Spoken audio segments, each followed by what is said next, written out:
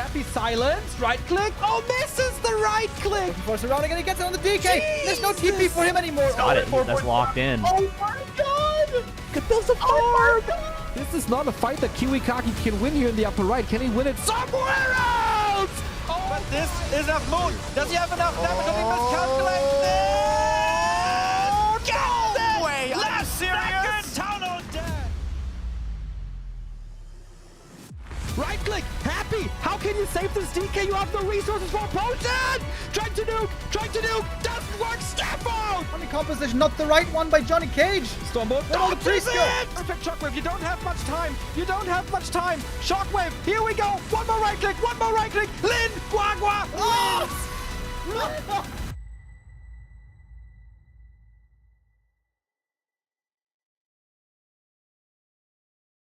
Good day and welcome everybody to a new week of Warcraft action. Today on Monday we continue with our playoffs of the B Cup 16. Today marks the third day of the playoffs. And we're going to play this B Cup 16 playoffs almost through the entire week when we're going to have our grand finals on Saturday. It's going to be the 1st of March already. We're going to see who's going to make their way there into the grand final. We have all competitors, that's not true, all but 2 competitors still in the playoffs. So far only 2 have been eliminated, Pink and Sheik, which was played out yesterday. Oh, and Hawk as well. I forgot about Hawk. I casted that game actually, my bad. But most players are still competing. The heavy hitters, the biggest favorites, I suppose, statistically speaking, in the upper bracket, Happy, Kaho, 1-0, Starbuck, and Blade. Starbuck and Blade gonna be playing today as well. And Starbuck is playing Orc today, by the way. I was wondering if he was gonna play Human Mirror again, like he was doing against Fortitude, for example. But no, it seems like today it's gonna be Orc for him. And also in the lower bracket today, we're going to have 2 matches. We're going to have Sok versus Shao KK. And initially, it was supposed to be Colorful versus Lawlight. But apparently that has been switched around. And instead, it's going to be... I'm blanking right now. Life versus Ice Orc, right? Yeah. Life versus Ice Orc. Here I would say Life is definitely the big favorite. I have been very impressed with Life lately. He met Happy, unfortunately for him, in the upper bracket, but there gave Happy a really good fight, and I would say he was in a good position to win that series. Not like he threw it away necessarily, but he wasn't quite able to convert from his strong positions that he found himself in. But in the lower bracket, I wouldn't be too surprised if Life makes it far, and perhaps we'll meet Happy again in the grand final. Certainly today, the big favorite. For our first match of the day, we also have a clear favorite, that is Starbuck going up against Blade. Lots of orcs. In fact, every single orc out there has been having big trouble against the Pally Rifle strat lately. But the good thing, if you are an orc player, facing Blade is, he never plays Pally Rifles. Blade is one of the most stubborn, perhaps, you could say, human players, sticking to his old style, the old human style. In fact, Blade plays one base rifle caster like 95% of the time, unless he's playing Human Mirror. So I think Starbuck doesn't have to worry about the Pally Rifles today, at least unless Blade changed something massively in his play. Shao KK versus Sok, this also on paper seems to be a pretty heavily favored matchup for Sok. Despite the human not having been in the most impressive shape lately, unfortunately he is standing in the shadow of the giant that is Fortitude. Has fallen quite far behind the other top human from China. But on paper, I would say we got 3 favorites today. Starbuck, Sok, and Life. And it's going to be up to the other 3 to see if they can find a comeback. All right.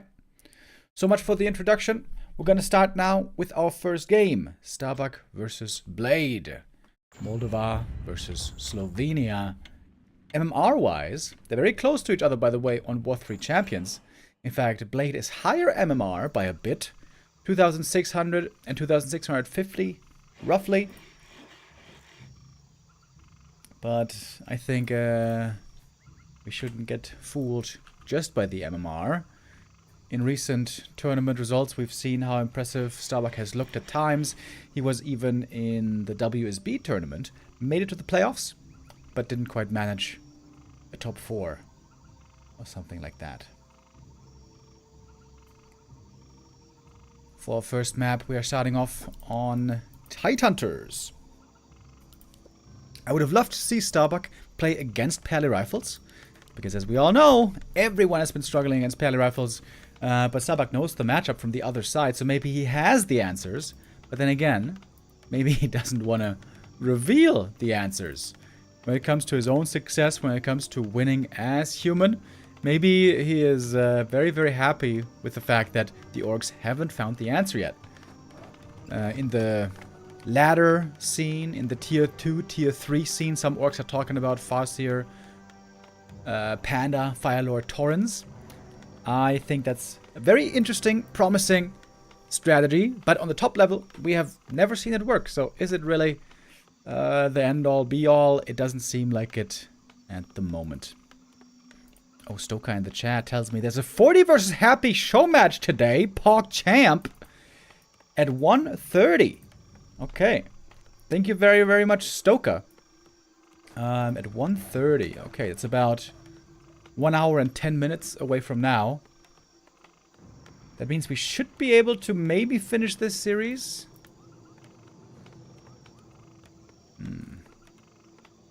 Okay.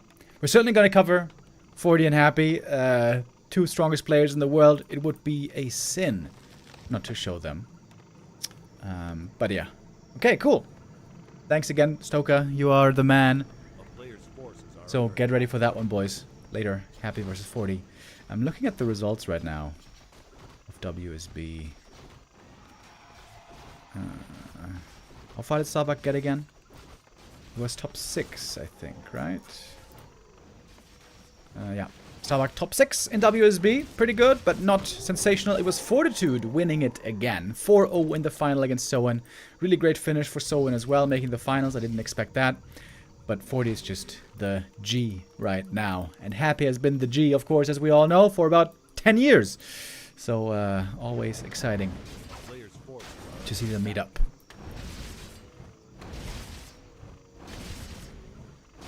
Isn't there a 40 versus Happy show match every day? No, not every day. More like once a week. On average. Or once every 2 weeks, maybe. Okay, so far, Starbuck playing unlike many other orcs do it. Many orcs try to be aggressive right away, slow down the Archmage's creeping, but here it is Starbuck creeping himself. Getting level 2 nice and early, getting some good damage items. Blade also creeping up with good items. With only 3 footies. It is 3 footies, 2 farm, fast tech, into Rifleman. This is a standard build. We see a lot on this map. Oh, look at the burrows for Starbuck. Interesting. Way in the back of the base. Very difficult to attack with especially a rifle army, but I guess any kind of army. But here we have Blade now, pushing into the main base. Starbuck has to react quickly. He's still creeping in the middle of the map, so right now this is kind of scary for his home base, but as long as the Archmage isn't level 3, it's not really that scary.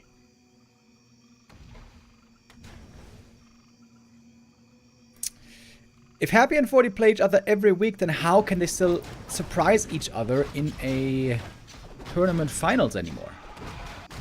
Yeah, good question. There's certainly less opportunity for big-time surprising strategies, but they still do it sometimes. Happy busts out a Crypt Lord every now and then.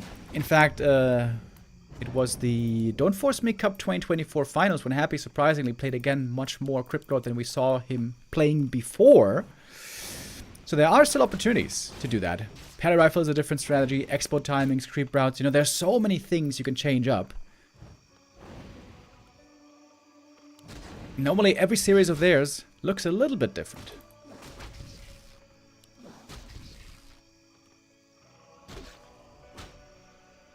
Toxie says no Pally Rifles. Sad. Yeah, when Blade is playing, there's no Pally Rifles. I have seen hundreds of games from Blade, and not a single time has he played Pally Rifles in those games. That was a 6th round, by the way. Archmage movement there, rather poor, to be honest. It's a DP force, and that can be kind of painful. And Starbucks creeping here, looking really good. Level 3 already, nice and early. Players' forces are under attack. Got the wolves now on level 2.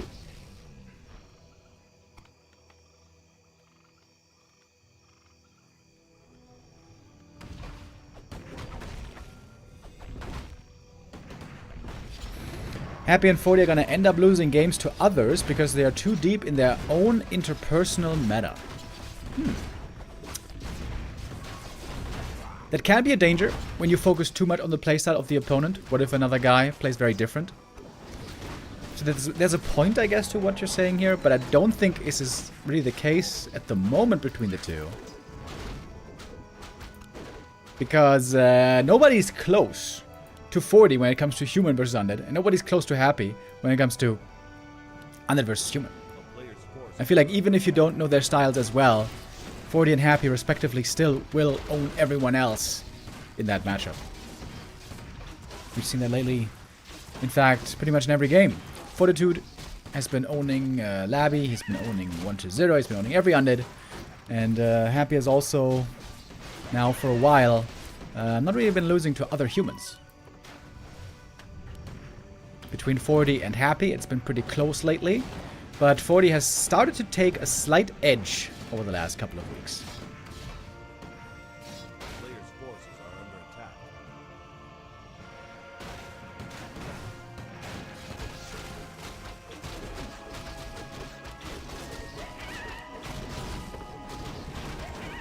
So much creeping this game. Normally, in most games that we see on this map, it's the orc being aggressive and the human at some point, especially with MK, takes the experience lead. But look at Starbuck here. He's got TC3 already, Farseer 3 of course. In fact, all of our heroes now are on level 3. Starbuck cleared a lot of the southern part of the map. There's almost nothing left.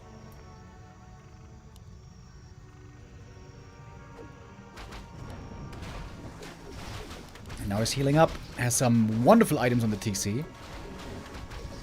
Big invuln, mana items, and a health stone. Not much frontline though. Many orcs tried to go for Grunt Raider in the late game, but Starbuck here is staying only on Headhunters pretty much. PC taking a lot of damage right away. Dodging the Stormbolt would be wonderful, but he doesn't want to risk it with the invuln. Uses the health stone first. Raider goes down, stomp in the back. Clap, of course, can look for the same impact. Boom! There it is. And there's... excuse me. No heal scroll on the orc side. That is pretty scary. But now MK has also run out of mana. Not the same for the TC. He's got tons of mana here, in fact. Even a one of mana stealing charge that he could still use. One purge, Water Elemental, doesn't stand long. Good, stomp again. And if you catch a priest with a stomp, you can snipe it easily. Like we see here. Short region upgrade would be really value here, but Starbuck doesn't have that. Didn't quite have the resources, I think. Farseer level 4, next round of wolves ready soon. When the fight is this small, this scrappy, with only a handful of units, summons like wolves are again really strong. Farseer, by the way, living dangerously here. One wolf getting killed right away, but traded for a priest. Wolf, of course, only cost mana, no gold. One of mana steal, stomp again, heal scroll against it, but there is still more human units dying. TC still has the big invul potion as well. Another stomp, looking for the rifle kill. If there's an ensnare, that must be it for sure. A little bit of a block there as well from the grunt. That was nice. Blade is waiting for the next Stormbolt to be ready. Maybe then he can kill this TC. But there's one more stomp, and the TC, playing it real close to the edge. Purge, getting rid of the water elementals. Heal scroll, bot. TC's invuln is about to be over though. Oh, the Stormbolt. Hold on. Flies on the Raider, not on the TC. And at the end of the day, seems like this was a pretty even exchange. Both at around 40 supply. And normally we say that this favors the human in the end. Especially with the MK getting stronger and stronger on higher levels. If the MK ever gets to level 5, very, very hard to beat. The town is under siege.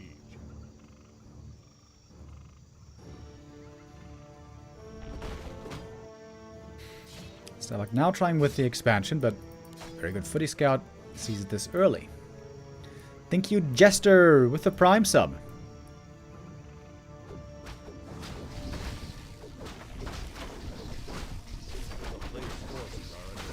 This is the kind of game that Blade always wants to play, by the way. He wants to kind of ignore the early game, tech to tier 2, get Archmage rifles out, and then get to 50 supply, get level 3s, and then fight. Blade is a fighting human, not an expanding human, not a macro human. He's a one-base micro human player. That's why he plays not pally rifles, excuse me. What do I want to say? Rifle casters, one base, with Archmage, almost every single game.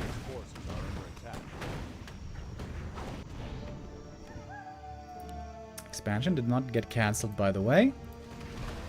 Let the red camp creep up here.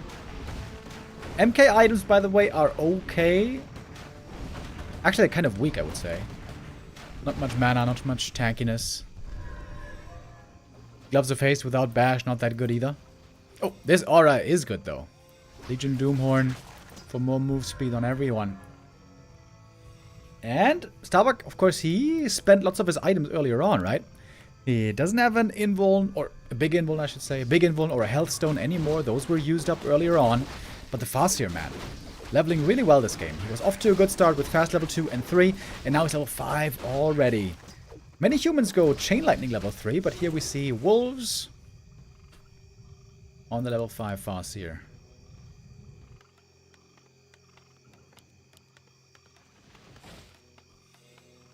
Many humans also try to go for a breaker transition in the late game.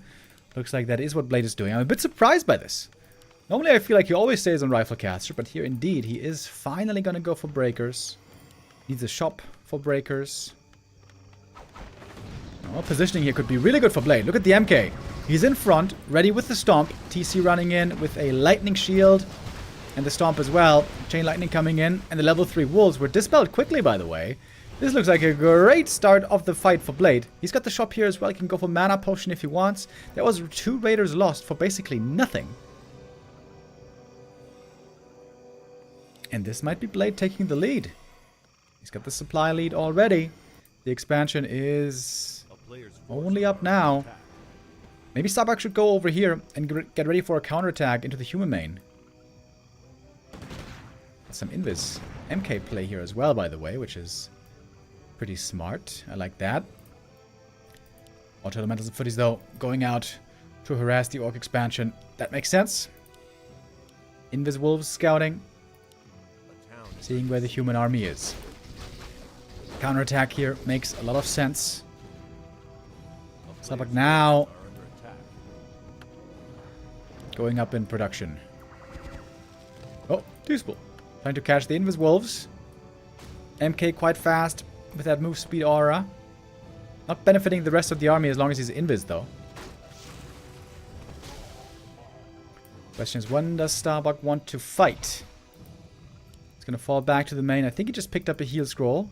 Double heal scroll available now, in fact, on Starbuck. Now perhaps he has bought enough time. The Wolves also were distracting, were annoying. TC, not too far away from level 5, by the way. Would love to see some mana potions here. And clarities, of course. Okay, if Starbuck holds the next attack, he will win this game. MK has to get level 5 here, it seems to me. Alright, in we go. Invis MK. Oh my god, absolutely sensational clap to start things off. First heal scroll right away. There's a second one available. Stomp, target fire on the Mountain King. He doesn't have invuln. Oh, that is the vulnerability here. But there's no next end snare to keep him locked. There's a Stomp, though. Catches the MK again, but he's invis. And there's no reveal. No reveal to spot the MK. He does have an invuln, by the way. Kind of didn't realize that. There's the invuln now. TC, by the way, if he gets stomped, might be dead. Stormbolt onto him. Farseer trying to get in as well on the action. But I think Blade has just done it, hasn't he? Level 5 Mountain King now. Looking to rule this fight. And with the MK dead, and with the TC dead, seems like Starbuck doesn't have much left in the tank. We've seen a bunch of surprisingly strong finishes here by Blade in this tournament. He even made a top 4 run once in the B Cup. And it's exactly the kind of game he wants to play. He wants to play one base versus one base and go for the Riflecaster army. And once Blade is there, that style he can indeed play really well. When you play lame, when you play Expo against him, when you play hit and run, I would say that's where Blade kind of struggles and doesn't always know the right answers. But that's the game that Blade loves. One base versus one base. Tier 2 versus tier 2. Or tier 2 versus tier 3 sometimes even. Rifle casters. And even breakers in the end. Breakers, of course, made a lot of sense there. With the TC getting stronger and stronger.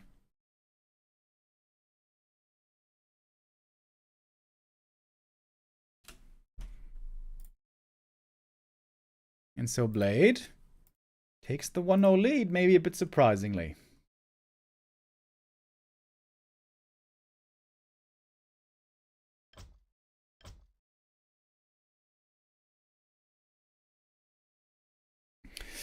I wonder what Starbuck is going to choose as his next strategy. We're going to have a different map, of course, coming up next. This is Starbuck's pick.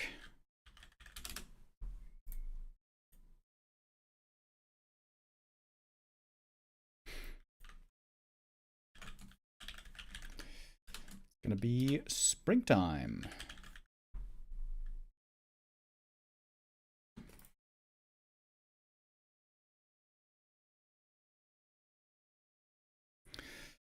All right, about 1 more minute, and then we're going to be ready to join.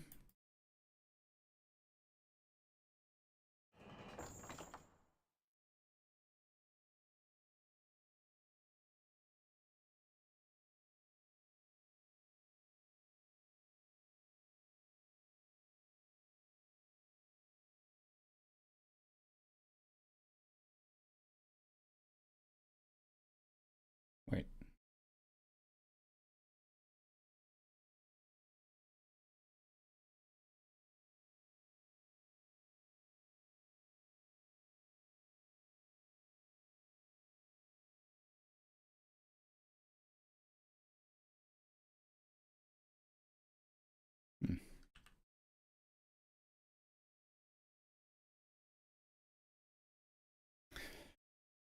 I'm looking at something in OBS. And it's not working the way I think it should. But it's working. It's working well enough, I guess. Is Starbuck washed?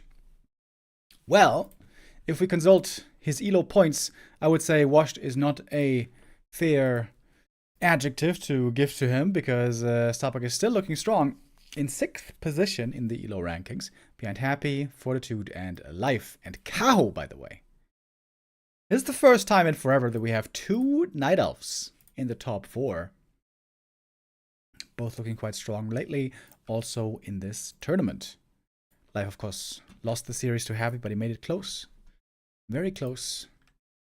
And the number 1 and 2, we're going to see later. As you may have heard earlier, there's going to be a Happy versus Show match later in about 1 hour. So hopefully we can finish this series and then jump over to Happy versus 40.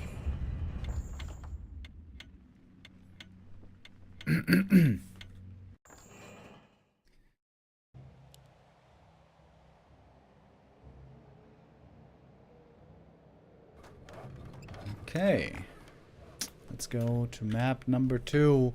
We had a bit of a surprise start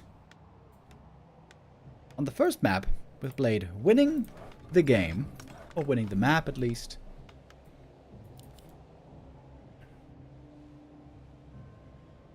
I would like to see Starbuck try to play more weird against Blade.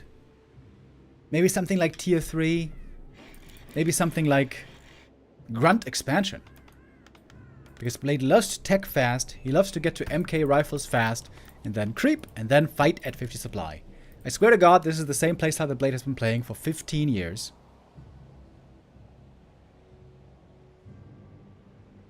Yo, Atheist P in the chat, what's up, dude? Hope you're doing 11, good. 11, 11. Damn elevator. Serbian legend. Yo, Atheist P, I don't know if you know, but I was on vacation in Serbia last summer. My girlfriend's sister had her wedding there, and we went to her wedding, and then also we're traveling around a bit in Serbia and in Bosnia, you know. It was kind of cool. I was amazed. I was truly amazed and almost shocked at how gigantic the portion sizes are in the Balkans. I don't know if you guys remember the player Rudan. He was a Serbian Night Elf player, very strong player, also a basketball player, very athletic, very tall. And when we were in China together, he was always complaining every day how small the Chinese portion sizes were when we were in restaurants, right? And he was a giant dude. He was like almost 2 meters. Or was he 2 meters? I think he was about 2 meters. And I would agree that Chinese portions in restaurants are a little bit smaller probably than they are in Germany. But he said, no. This is like a children's portion in the Balkans. And I always thought he was just like exaggerating a bit, you know, exaggerating for a dramatic effect. But when I was there last summer, I realized he was not lying. It is ridiculous how much food they serve. And at the same time, how slim many people there are. I don't get it.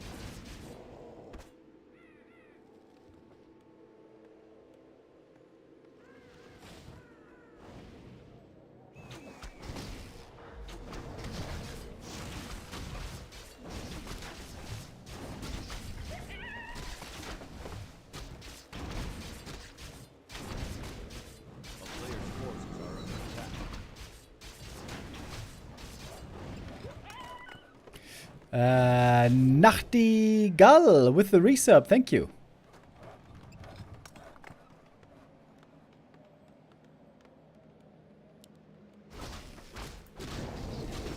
Yeah, some people don't want me to skip the tournament match here for the show match, but dude, I can't. Maybe we can start a little bit later. Okay,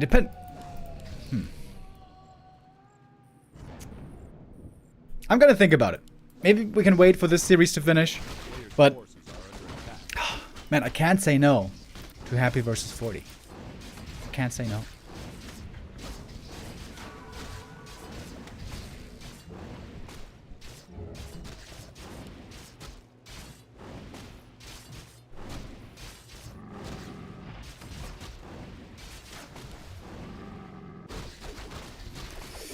So this early game is looking pretty similar again.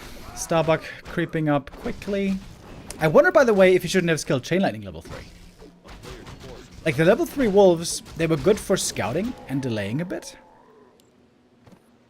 But in the fight, they didn't really do much.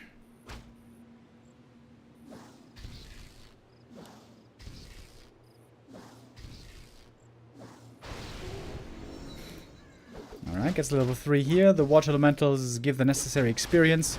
And now Farseer has a big tempo lead. Level 3 versus only level 2. It is again a 2-farm tech. Going quickly into MK rifles. Hell yeah, baby. Rifle caster every game.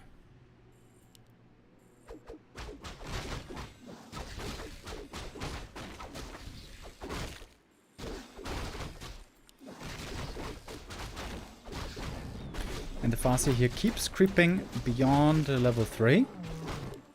Got some good items. 2 good Farseer items, 2 good TC items. Blade attempting to creep the northern shop. Another big consumable here, but if Starbuck shows up, this should be a steal for him pretty easily. I would think. Oh, or maybe not so easily. He gets the last hit, but not the item. Item goes to the Archmage. Big mana potion. Very good for that MK later. Oh, one headhunter here. Might be going down. Little block from the Archmage illusion. That was a nice touch. But that one gets away. Ooh. Blade close to getting these kills, but not able to quite find them in the end. There's a lot of experience going to Starbuck. Look at that. He's close to level 4 already. Archmage not even level 3 yet. Great start for Starbuck again. But as we saw earlier, Blade really shines, starts to shine, when he is on 50 supply with MK3. Before that is all just warm-up. Before that is all just trying to get to that point. And I would say Blade has a pretty weak early game, to be honest. It's little uninventive at times. But he relies on his micro later. A player's forces are under attack. Back to Warcraft, what about a real direct strike tournament with some prizes money so people play for real? Would be cool to cast Watch 2.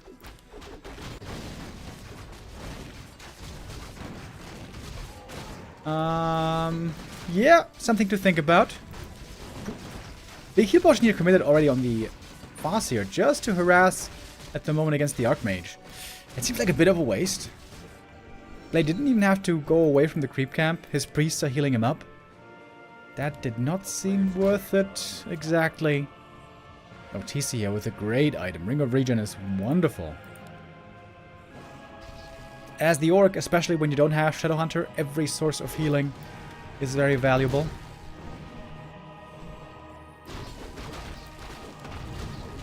Farseer could get level 4 here, but he's going to give solo experience instead to the TC. Bit of accuracy. Little damage boost for the Headhunters.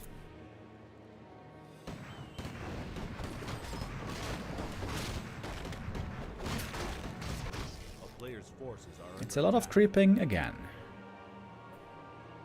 I hope he's going to give this Ring of Protection to the TC. It is such a big help. Big item here at the red. Wasong Battle Drums, pretty good. Pretty much the same as the Flute of Accuracy. Sabak looking for the Creepjack. The camp, though, is mostly gone. Ensnare might be able to find one kill on a priest. Oh, never mind. That priest can count his lucky stars.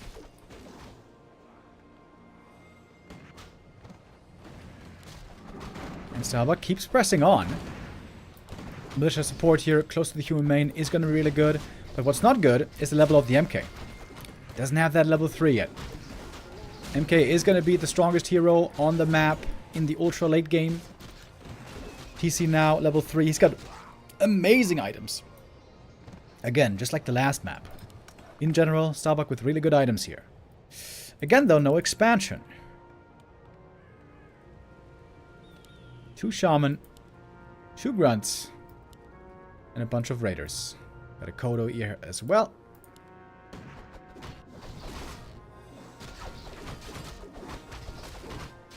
Starbuck could try to expand now again. He's almost got the gold for it.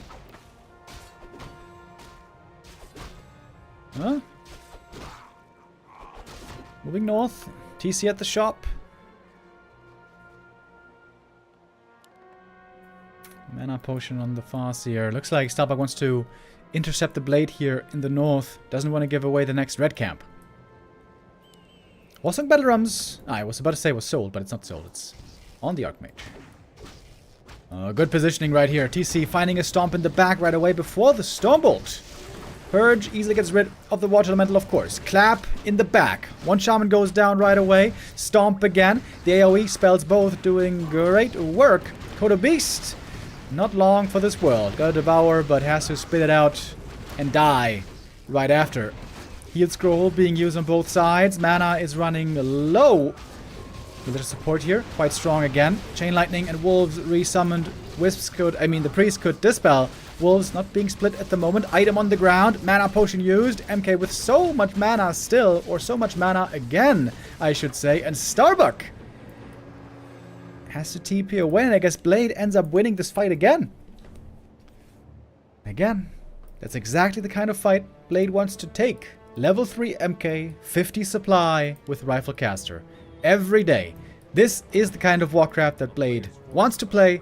It's the kind of Warcraft Blade almost exclusively plays. Blade lost a bunch here as well, though. Quite a few units went down. But he can creeping with the MK. Lots of mana here on him. Mana potion would be huge.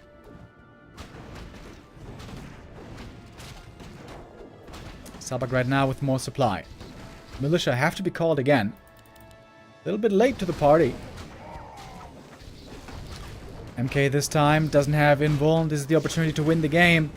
Purge, right clicks, and the MK will die to one more stomp. Oh, no way! Ooh, MK almost got away.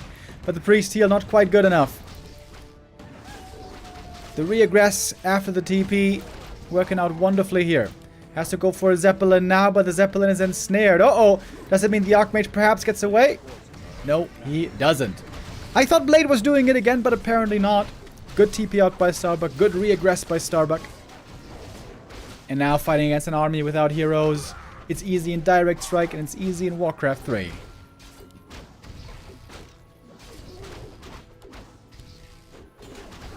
And here, Starbuck can pick off the pieces easily. Kill after kill.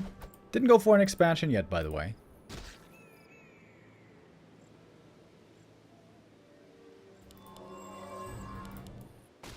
Tavern res. Pretty expensive. MK coming back from the altar. Still taking a little while. Oh, and Starbuck with the Invis Wolves. He knows what's up. Invis on the Archmage as well. Oh, Invis. All over the place. Only one loss. Alright, that was a pretty good escape from the human.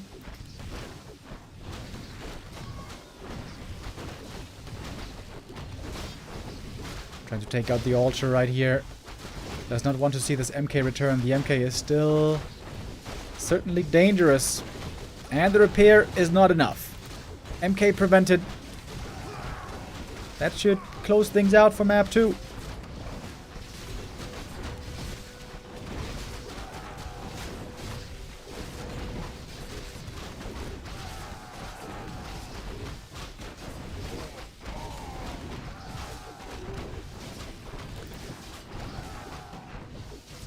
Sabak now also expanding, so he's going to have all the advantages very soon. PC gets level 5. Archmage also level 5, but look at this base. It is a sad state of affairs. Only 3 peasants left. A total of 25 supply.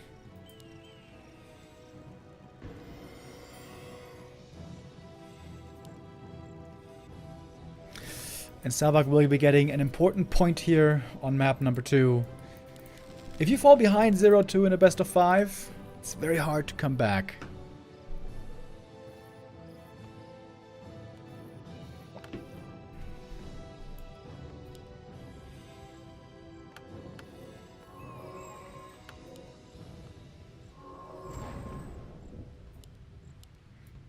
Invis Wolves now certainly very nice to scout around, see what's coming next around the corner.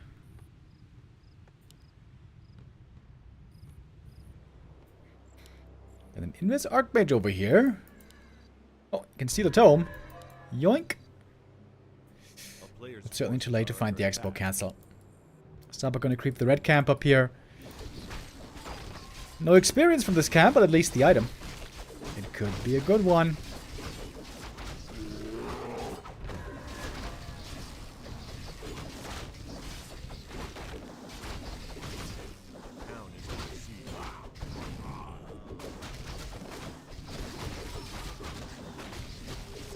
Oh! Oh, he's gonna steal it. He's gonna steal it, isn't he? Oh! No, he clicked the wolf! He revealed himself! Oh no! He tried to pick up the item, but he clicked the wolf. Whoops. Alright. Well, AM was gonna die. The game was over already. Blade was looking for a cheeky way back, but couldn't find it. So Starbuck ties it up. 1-1. This is also how the last series... never mind. I was thinking of something else. What was that series? Wait, the human got the 1-0 lead and then lost the next maps. Ah, that was Hog. Right. That was Hog versus Focus in the lower bracket. They're also Hog on map 1 was able to get off to a great start, but then couldn't beat Focus on the following maps. We'll see if Blade is gonna be able to get more than one map here, or if Sabak has now fully warmed up and will be able to deliver in the way that we expect from the favorite. Alright, map 2 is coming up soon. But as you guys may know, the Chinese streamers in the B Cup like to take long breaks in this tournament. So we have a little bit of time here to bridge. And you know what our favorite thing is, to bridge some time and learn something at the same time. That's right. We are gonna watch some funny Warcraft videos. Or one video. Okay. What do we have today? More work? Off I go then. All right, righto. Okay, this is a peasant. Yes, me lord. Cutting trees. Is he gonna build a cannon tower? Yes, me lord. Okay, tower. Off I go then. We've even seen something like that in Pro Play before. Kind of a Chemico Job special. done.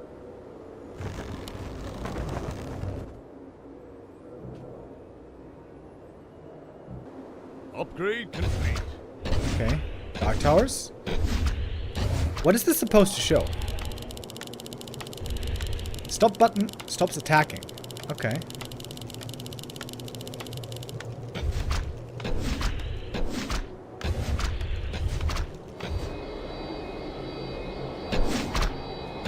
Ah, okay. So he's trying to say that the fiends only get vision when the towers are attacking. Ah. Okay. I get it.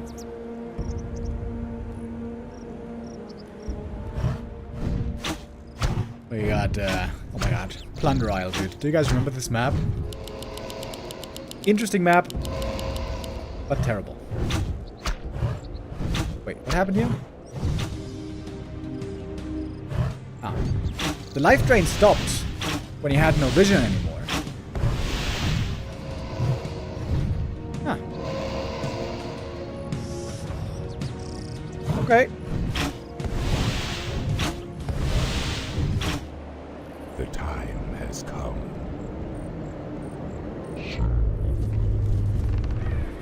My blade thirsts. Alright, staff. It's gonna uproot. The stop button cancels the staff. I mean, we all know that. Command me. So this seems to be an episode about the stop button. Frost works on magic immune units. I guess I didn't know that.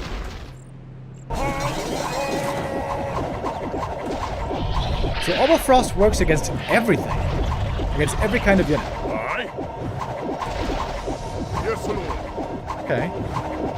I'm all geared up.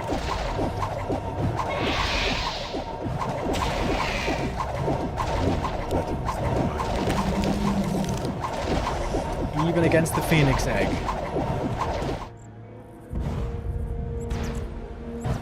When did we see Oberfrost? Yeah, never.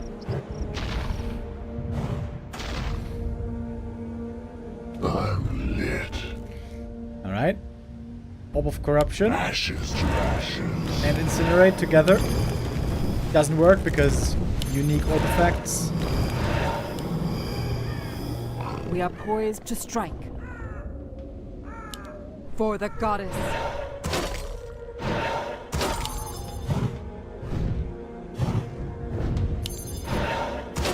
Alright. I will not be trifled with. Taste my Orb of lightning. Orb of frost.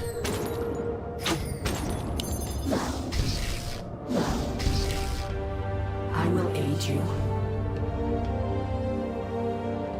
Go on, death. Yep.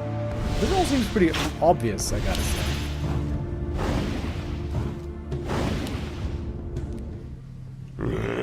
We done waiting. Direct my hatred.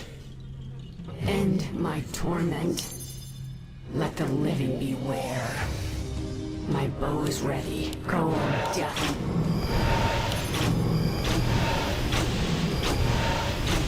Wait, what?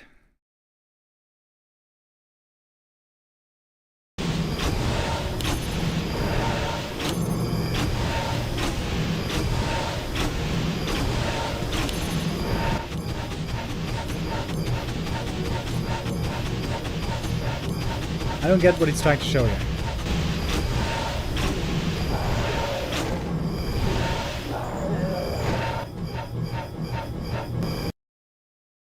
Is he trying to say the Orb of Darkness has more damage? Ah, he's optimizing the armor. Ah, okay. We must act. We are poised to strike. I am vigilant. Okay. Trust in my command. Strike! Ah, now I get it. Okay. He's trying to optimize damage. 3 attacks with this, 1 attack with that. Okay.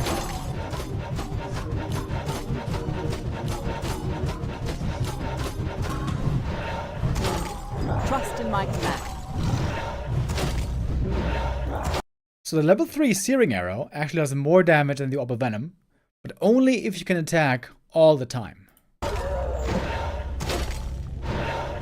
The strength of Orb of Venom oftentimes is, even when the target walks away or you're out of range and you can't attack, it still takes damage. And of course, Orb of Venom can stack from multiple heroes. Okay. Well, to be honest, this was one of the less interesting episodes, in my humble opinion. But I guess we still learned something about orb effects and stop command. Wonderful. Okay, and now we are getting ready for the third map of the day here in our first series, Blade versus Star Bucky. And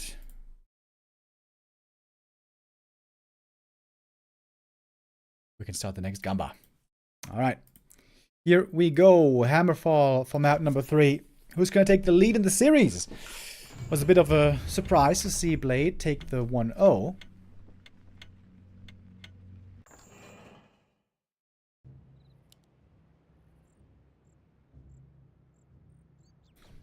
And I would say Blade is kind of making a name for himself through the Speak Up.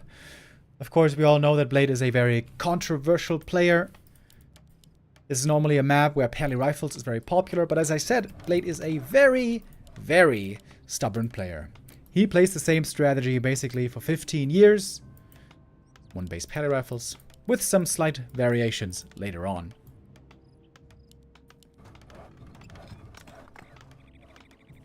I said this before. It's kind of a shame that Blade doesn't want to learn the Pally Rifle strat, because the Pally Rifle strat is exactly Blade's playstyle. It's 1 base, it's focused around having a slow early game, and then being strong at 50 supply with a fighting army. And playing on 1 base. That's exactly the way Blade wants to play, and has been playing for years and years. But he's just playing a weaker version, basically, of Pally Rifles. Without Pally, and with Archmage.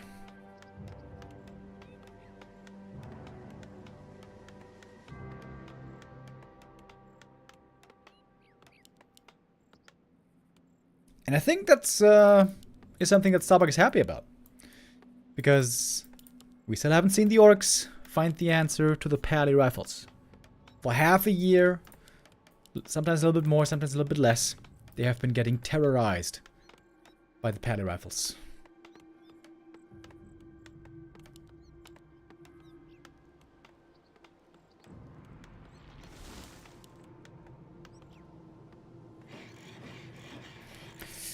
So far Starbuck, a little surprisingly, was very heavy on early game creeping, trying to get a quick level 2 and level 3 Farseer, trying to keep up with the humans creeping. One way that Blade could punish this, by the way, is not go 2 farm tech, but 3 farm tech, more footies, more creeping, fast level 3, defend, and then push. This would be a super strong opening against Starbuck's style. But remember the thing about Blade, he likes to play the same strat and opening again and again and again. But dare I say, Starbuck is playing a bit differently here. By the way, no militia used at the first camp, but a fast tower, so that's what costs some more lumber here. And this time creeping up for the Archmage is going to be quite a bit harder. Didn't get the fast level 2 without militia, and is now stuck on level 1. This is normally not what you want to see, what you want to have happen. This might make for a difficult early game for Blade, could make for a rough mid game. Oh, sweet little block there, a little bit more damage on the Archmage. Very, very frail hero in general AM, especially on level 1.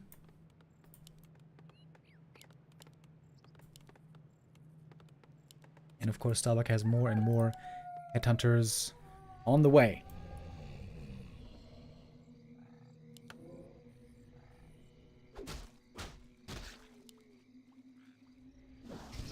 Archmage beefing up a bit more now. I think you should call the militia, right? Call militia, creep this camp, perhaps with footies. That would be level 2.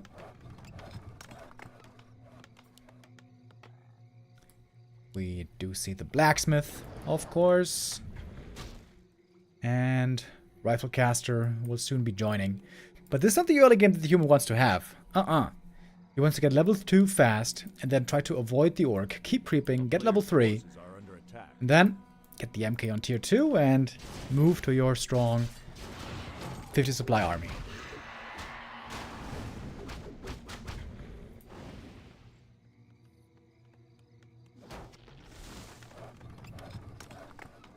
Alright, rifles can now begin production. Tech-wise, by the way, the human is a little bit ahead, but it's really not by much. Yeah, I can't say that I'm a biggest fan of this opening creep. Creeping this camp without militia, of course, means you don't use lumber or lose lumber from that. But look how slowed down this Archmage is, dude. Takes him forever to get level 2. Only now gonna pick it up at around 5 minutes. Farseer is gonna get it first. Gonna pick up 2 valuable items also from the middle. These are always good items. Either good damage items for the Farseer or ring for the TC. In this case, it's double claws. And might even be able to sneak in a lab. Oh, Starbuck gets both consumables here. That's something you never want to allow. Your opponent getting both consumables, but perhaps Blade is forced to give it away because of his slow start into the game. Big heal potion. Amazing for the TC.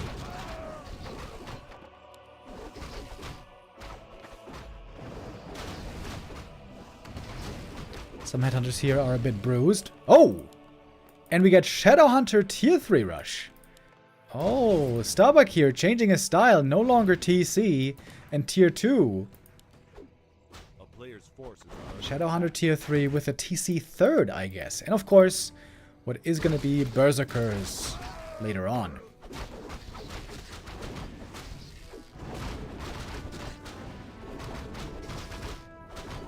Oh, big last hit. Goes to the Farseer, but item stolen. Well done by Blade. A big mana potion, we have seen that many times be amazing on the Mountain King, who now joins. And he can be given all these items. These are good MK items. Lots of bonus stats and the mana pot. But MK doesn't just need items, he needs levels. Starbuck here trying to be aggressive. First attack upgrade for him about to finish. Last hit steal, not quite successful. Archmage, by the way, in trouble here. Ooh, Hex could have killed him. Instead, it's one Headhunter going down in exchange for a TP. This might make moving out for Blade a little bit difficult now. Archmage certainly in need of healing. Of course, you have to respect the Hex now that we have on the Shadowhunter.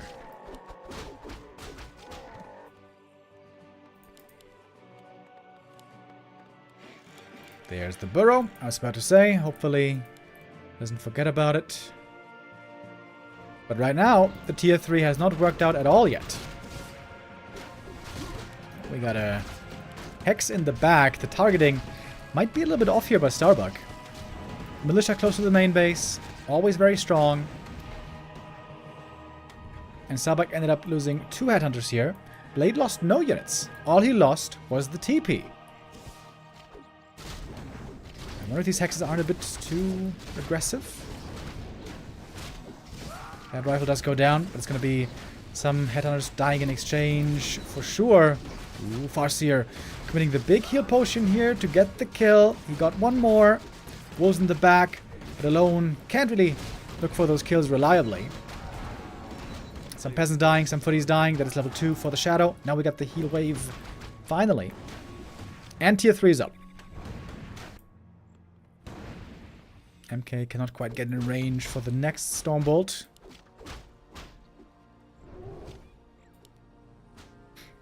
And what else do we see? We see the TC. We see envenomed spears. What?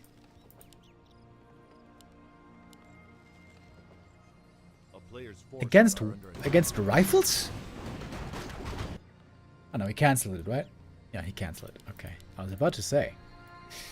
That would have been weird.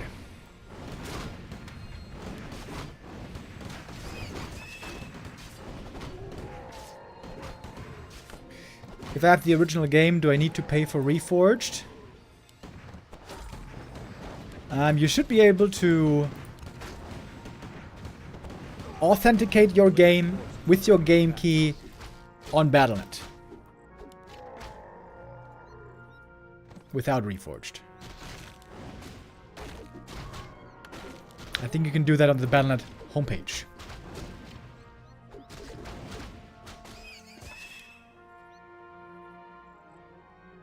Big upgrades here for Starbuck coming in. Berserker training, Kodo with upgrade, and the TC just joined. Or is on the way.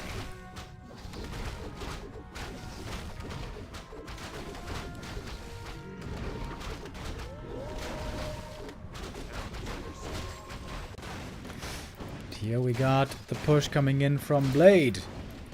Does not want to give an easy game, an easy tier 3 transition to the Orc. TP home by Starbuck. MK's level 3. He's got great items on this MK, by the way. PC needs to try to get in front. The Bestiary is going to be going down. Heal pot on the TC. He's going to be pretty frail here. Love to get level 2, and he does. With that, we got the aura now on the TC. And Blade backing off. I'm a bit surprised. I thought he was going to force the issue here, but he's going to back off a bit. Wait perhaps for a few more reinforcements. There's more time for creeping for Starbuck. Only lost the Bestiary. Fine for him. He's been sitting at 50 supply anyways. Blade is already in upkeep. Starbuck, by the way, speaking of upkeep, he needs another burrow, doesn't he? Third attack upgrade coming for the Berserkers. Okay, he's going heavy on damage. DC with lots of HP items. 1100 now on him, but no bonus armor. Is a bit annoying. We got the Orb of Lightning, which I like quite a bit on the Farseer.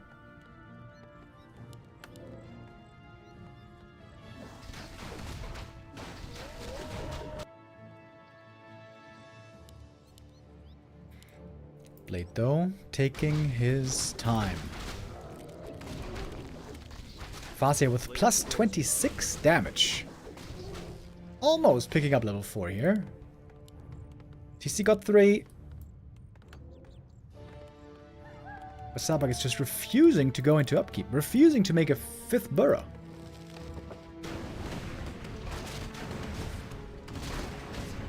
Oh, one of the win on the Archmage. This could actually be amazing. Against the TC. Or maybe against the Shadow Hunter to prevent healing.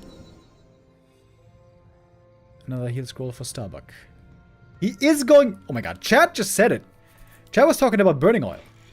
He's actually going burning oil. Are you kidding me? The meme upgrade. Okay, Berserker's about to have crazy DPS. Third attack upgrade. Now finished. And +7 from the Kodo.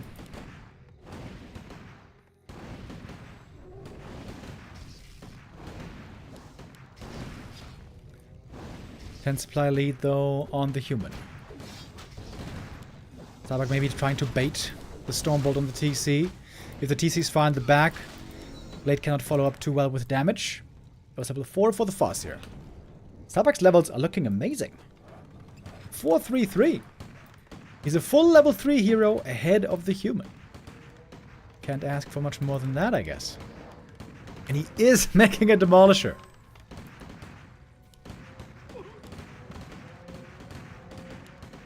Rifle damage though, also pretty respectable. Good items on these rifles. Real good with 2-1.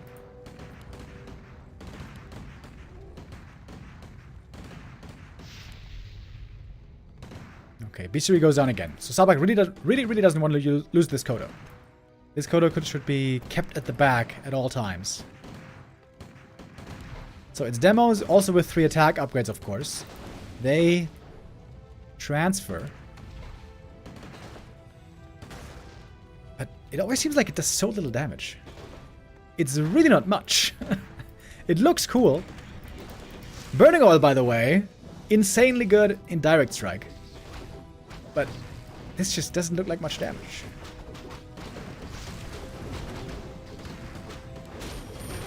Almost only ranged units. In fact, it is only ranged units in the 2 armies. Only 2 melee heroes. The priests can out-heal this damage easily, can't they? I've been saying this for years. Burning Oil needs a big buff. Like, Burning Oil is so weak. Even if it was twice as strong, it probably still wouldn't be strong. Which shows you how terrible it is. Compared to Frag Shards and Disease Cloud, Burning Oil is just garbage. Okay, but now we may have the real fight. Berserk activated. Berserkers do indeed some decent damage. MK kind of hurt. TC was hurt for a moment, but he's getting healed. He's next to the shop. Demolishers plus 22 damage, by the way. Plus 22 from the Kodo Beast. 165 max damage. Triple demo. Haven't seen demos in a long time. In this game we see 4 Demolishers.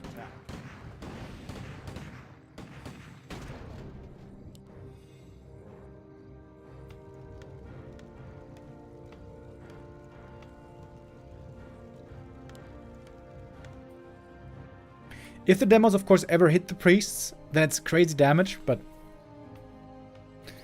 the demo projectiles are very unreliable.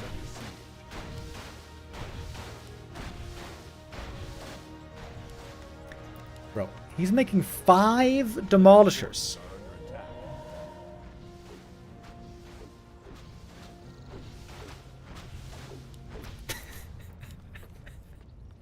I don't even make this many demos in my direct strike games. It's either 1 or 2 or 4. Okay, Tome of Retraining, that makes sense. Going into Blizzard.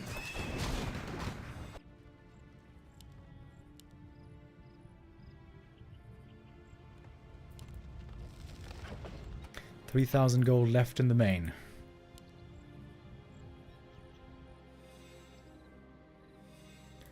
$70 supply now versus 67. The player's forces are under attack.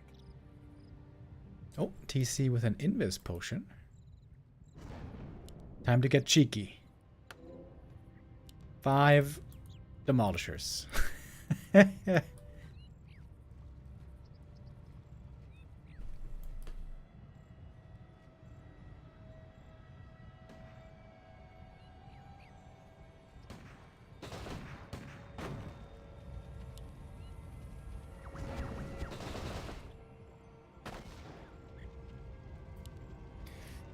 And of course, the difficult question is, how are you going to get to the demolishers? This is 20 supply, demos, and of course against buildings, they're insane.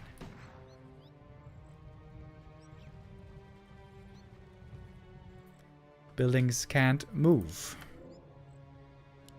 Except for Night Elf, because Night Elf is bullshit. Okay, I was just kidding this time. Relax, guys, relax.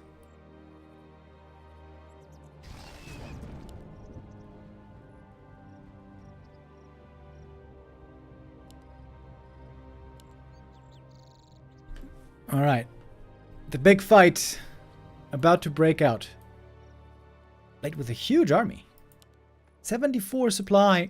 He could call a lot of militia to this fight as well. Although they might just die very, very quickly. In this MK. In this TC. Holy shit, that altar goes down fast.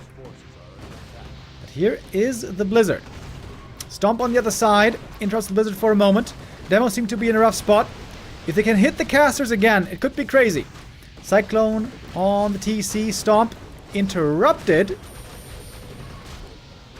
Demos cannot hit the priests too well. Now, the Cyclone is gone.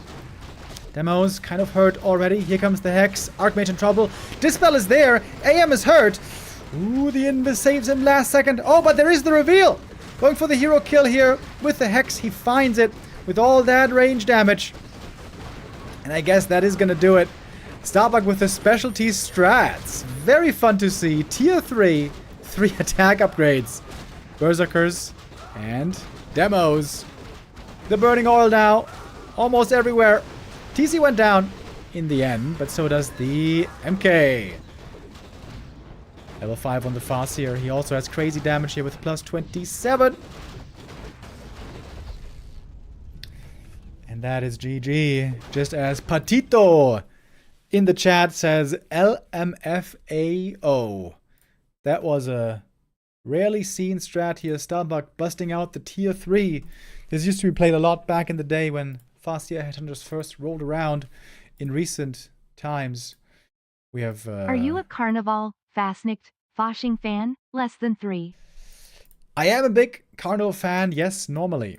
But this year, I am feeling not in the mood. So this year I'm not going celebrating. I'm not going partying. I'm building up my desire again for next year. Nerf burning oil. Get out of here. Get out of here. This is like the first game ever we see burning oil looking kind of good. But I think this is the kind of game that works well against Blade. Blade loves playing one base, loves playing tier 2 versus tier 2, loves playing the standard game where you can micro and play the normal kind of a play style.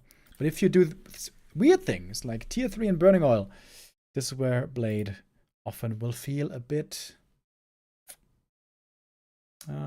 confused, a bit unsure of what to do. And so Starbuck gets the third map here. And will take the lead in the series. Up now to match point.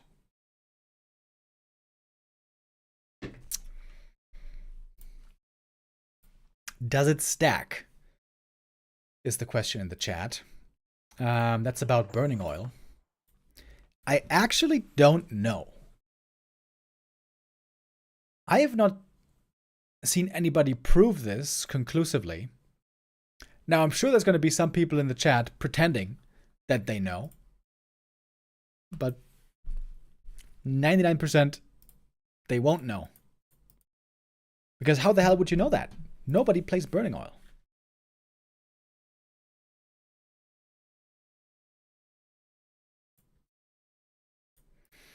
Toxie says it doesn't stack. I checked long ago. Okay, Toxie is one of the reliable sources normally. It's really bad. Yeah. Since Toxie agrees with me that burning oil is bad, I would also have to think that he is a reliable source.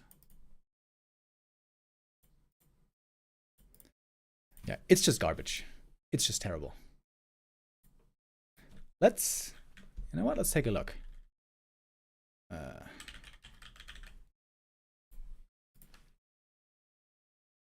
So here we have Burning Oil. Burning Oil, it lasts for 2.51 seconds. And full damage, which is right in the middle, is 12. Medium damage is 3. I feel like the first buff that Burning Oil should have is this should last way longer.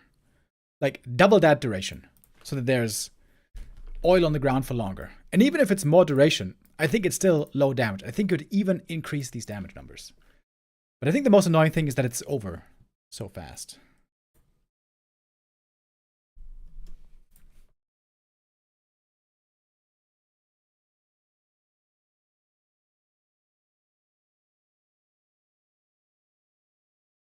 Yeah, it's just bad.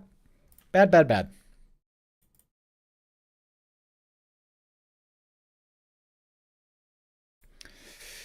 Okay. App number 4 is coming up. Autumn Leaves. Could be our last match of this series. If Starbuck wins here, then he is the winner in our upper bracket. He would, of course, then stay alive and fight on. His next opponent, by the way, and that would be a really fun game, would be 1-0. Ooh, Star Bucky versus 1-0. Potentially. In fact, it seems likely. But we learn not to count out Blade. If he can play his game, if he can play the Rifle Caster micro game, Blade is very respectable. But when the game takes a different shape, a weird shape, we've seen him struggle before. Let's see what this map is going to look like.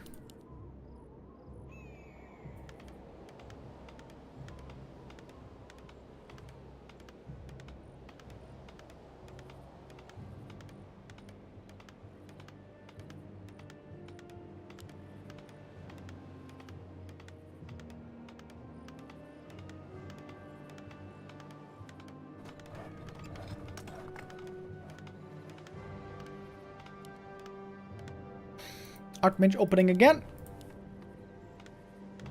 As we have learned now many times, Blade simply does not play Pally Rifles. I find that so interesting and strange at the same time. If you are a human player and the new human strategy rolls around that, you know, transforms the race and shows a different playstyle, enables a different playstyle, and it's extremely strong. The fact that some humans aren't experimenting with that style and are not learning that style, it blows my mind. How are they not curious? I don't get it.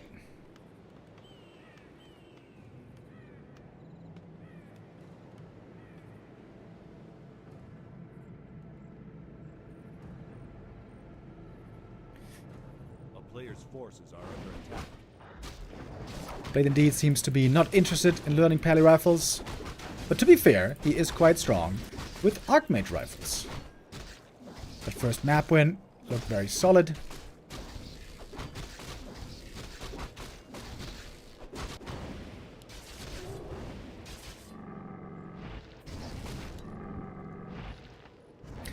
And this time Starbuck might be looking for a bit more creeping again at the start. On a couple of these maps, he was able to get level 2 and 3 very quickly. And knowing that his opponent is again playing the same build, which he is, 2 farm tech, that means very few footmen early. In fact, only 3 footies for the entire game. This means AM cannot creep too heavily easily. Vasia items here aren't the best. Gloves and slippers, meh.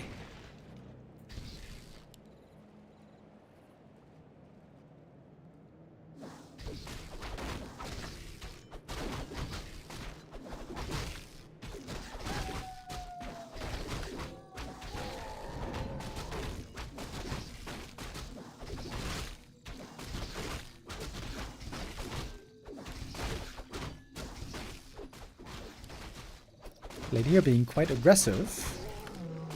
Looking for the opponent and finding the opponent. Oh! That end snare is an easy kill. Starbuck says, thank you. Getting a little bit closer to the level 3.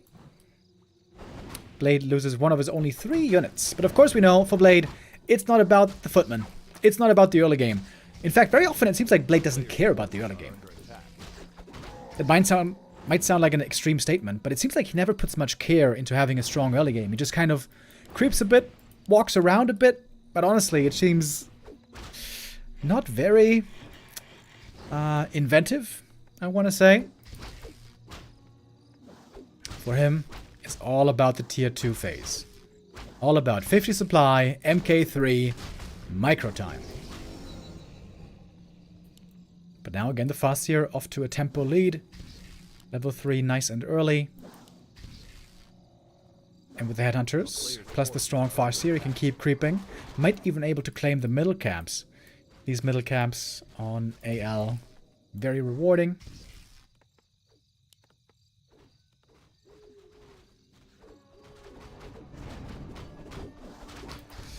If demos get a buff, how would you buff and change glaives?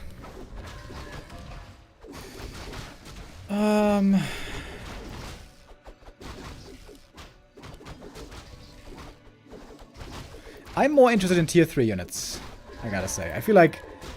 Oh, I think it's much more rewarding to incentivize tier 3 play, because on tier 3 the most interesting stuff happens. And glaives are never played on tier 3 because they're just kind of bad units. Glaives, it seems like they have to be bad units, because they are available on tier 1.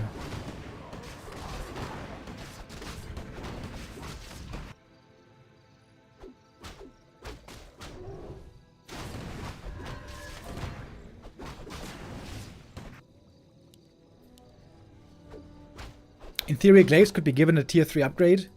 But glaives have, what do they have? Like 300 HP, right? It's so low.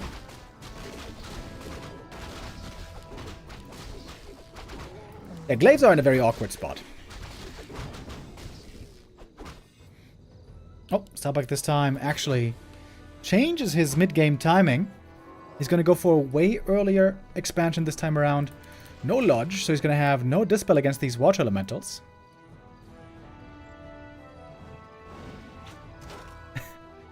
That glaives get an HP buff from Nature's Blessing because they're made of wood.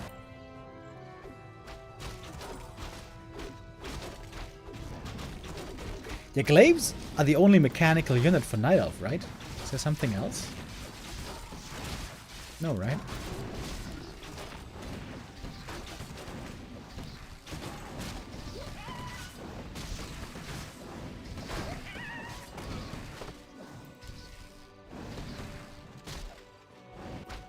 Alright, TC creeping up quickly to level 2. He gets a Scroll of the Beast. Stormbolt on the Wolf. Okay. Oh, if Blade starts this camp, there's a Creep Jack waiting for him. Level 2 Aura, by the way. Blade was anticipating once again Shaman play. But Sabak here trying to outsmart his opponent. Not going Shaman, he's going for the earlier expansion. Can be a bit dangerous in this position, right? This is very close to the center of the map. It can be attacked very easily. But now with the Speed Scroll, the Scroll of the Beast, Sabak trying to find kills and get a lead early here on the tier 2 stage. Trying to get a lead now to then benefit fully, easily from his expansion. Speed Scroll boosting away from the Militia. They don't look very threatening, but you don't want to underestimate those little guys. And Snare on the MK was the fake back from Starbuck, trying to take out the Mountain King, and he gets him. Seemed like he almost got away, but not quite. The creeps want a piece of the action. They have woken up, looking for blood. Starbuck in the end only loses 1 Headhunter and 1 Grunt, but he certainly got the way better exchange here. Very hurt now on his units once again. Troll Regen would be very valuable. Without MK, you can try to be aggressive. There's not much punish. No Stormbolt available here for a while. Where's the TC? Ah, TC back at home. Back at the shop. Getting ready to heal up himself and his friends.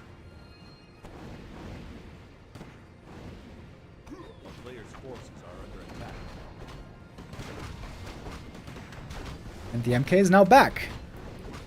Blade has to have a good fight right now with Militia or something like that. The Expo keeps running. Oh, big last hit here. And MK gets it, but Starbuck stole the item. Ankh of Reincarnation, not the best one. But he's going to take it away still, if he can. And Blade, all of a sudden, he's the one with the supply lead. You got level 4 Archmage, even going for Mercenaries. And Starbuck might be in a bit of trouble. Got good gold, though. He's going for the heal scroll, and he's pumping out units now endlessly. That is what he should be doing. MK no clap this time, by the way. Scroll of Protection popped early. Water Elementals are now level 2, and as we saw, there is no Dispel against them. One Raider being caught off to the side, but, I mean, one Rifle being caught. TC running to the middle, eats the Stormbolt though. The Stomp is prevented for a moment, but there's the Stomp now. One Priest goes down, one Rifle goes down. When the Priests are gone, all of a sudden the Rifles will be taking way more damage. Good positioning on the Raiders, and the Priests perhaps mispositioned. It's going to be another one going down. Only one perhaps will make it away and will be able to rejoin the army. Wolves resummoned. No Dispel, of course, right now against them. Its Rifles going down. Good targeting here by Starbuck. Working with the damage types the way he should, but the MK is getting very close to level 3 as well. More and more kills. Ooh, and in fact, the TC here is very hurt. He's got the Ankh, of course. Another Priest went down, so no Priest still in the army. Starbuck fighting and managing his army on multiple screens. Mercenaries being picked up by the Farseer.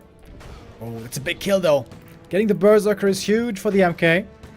That is going to be level 3. A bit more time for Starbuck, benefiting from the Expo. TC was healing up this entire time. He is almost level 3, but he needs a bit more. Starbuck probably needs another heal scroll as well. Doesn't have the gold for it, though. Tense game right now here. This is where the game will be decided at the Expo. If Starbuck holds, this game is his. TC coming in with the Stomp. The split from the human there not looking great, but Raiders going down quickly. 2 Raiders are falling. Not many Ensnares left. 1 Priest died as well. Archmage, by the way, could be in danger here. Almost surrounded. He's getting slowed. He was slowed by this Mud Golem. Right clicks coming through. The Cloak. The Cloak. The Cloak! Oh, not in time! The Cloak almost saved him, but couldn't quite do so fast enough.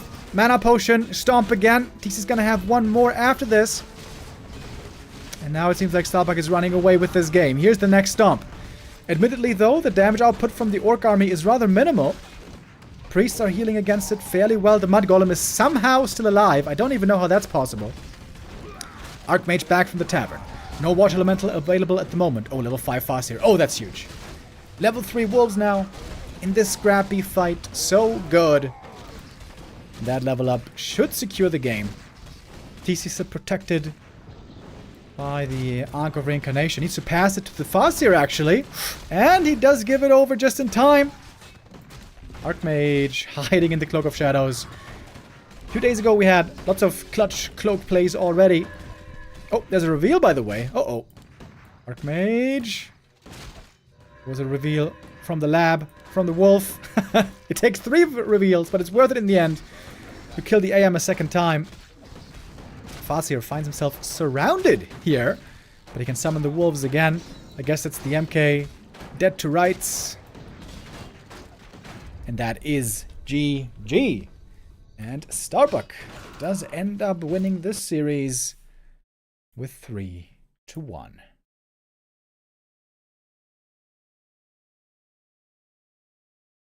All right. Starbuck stays alive in the upper bracket. Blade will drop to the lower. And the next upper bracket game for Starbuck is going to be quite the banger. Looking forward to that one. He's going to be facing 1-0 in 2 days on Wednesday. Damn, I'm actually not going to be here to cast this. Wednesday is my day off. I will be missing that, unfortunately. But Neo is going to be there to have that covered. Okay, now, I was told that there's going to be a Happy versus 40 show match today. But I don't see one yet. Ah, okay. They're in the lobby. All right. Okay. Well, then it should be coming up in just a moment.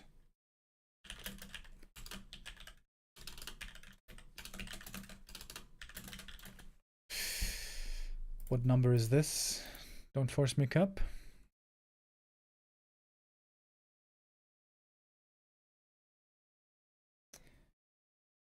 Not quite sure.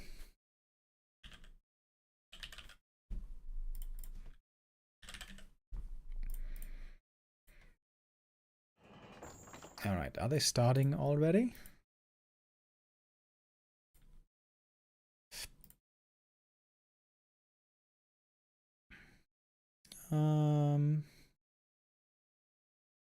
They might be about to start.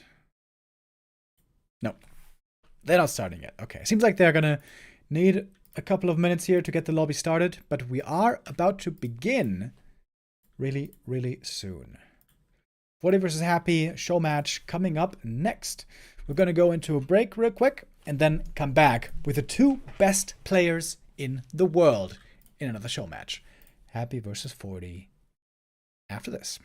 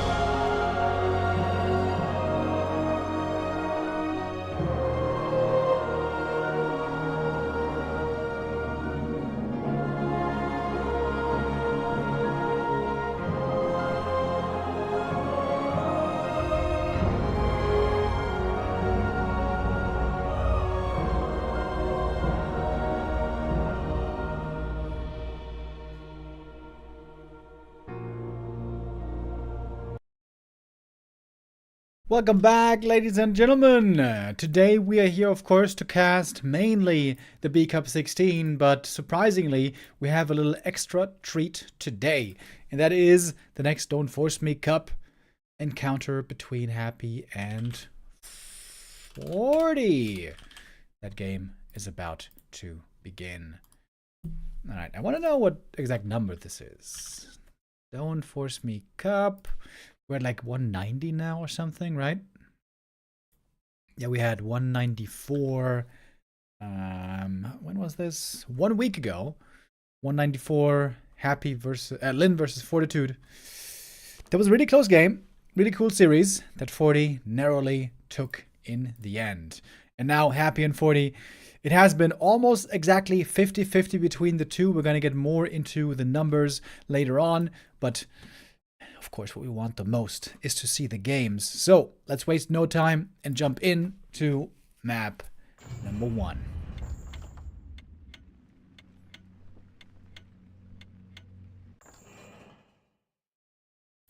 Best of 5 series to start on Autumn Leaves. And of course, the big question was, what is the new answer to the Pally rifles? Short Tesla. Say so with the resub. Thank you very much. Alright, bros. You got your stock market recommendations from the legend Say So himself. Let that be a lesson to you. Yeah, the last series.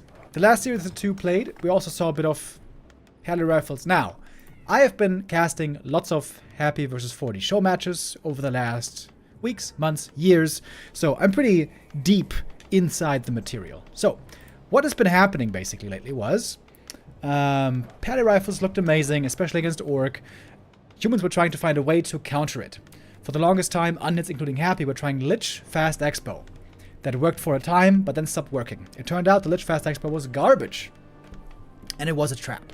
Then Happy was playing Lich 1 base with DK 2nd and Firelord 3rd. They looked good for a while, but then he stopped playing that as well. Then, maybe 1 month ago or so, Happy was mainly playing Cryptlord Fast Expo. That then seemed like the strong counter against Pally rifles.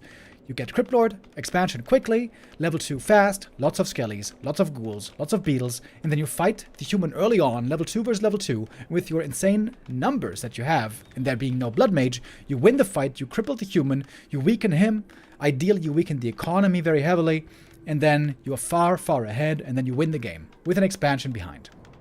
That was the plan up until then, but then that stopped working all of a sudden. At least in the last series that these two played, this strategy was not successful. Their Fortitude played Pally rifles, I think 3 times? No, 2 times actually. Only 2 times. But those 2 games he did end up winning. So, that is kind of the short version of their recent developments strategically. We have the Cryptlord here once again. And Cryptlord tells me that Happy is expecting a Paladin.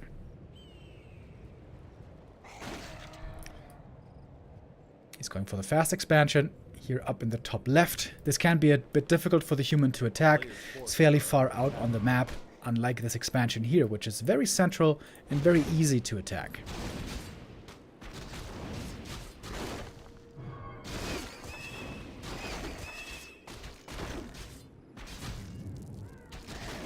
Happy could go for the Haunted right away. I like that.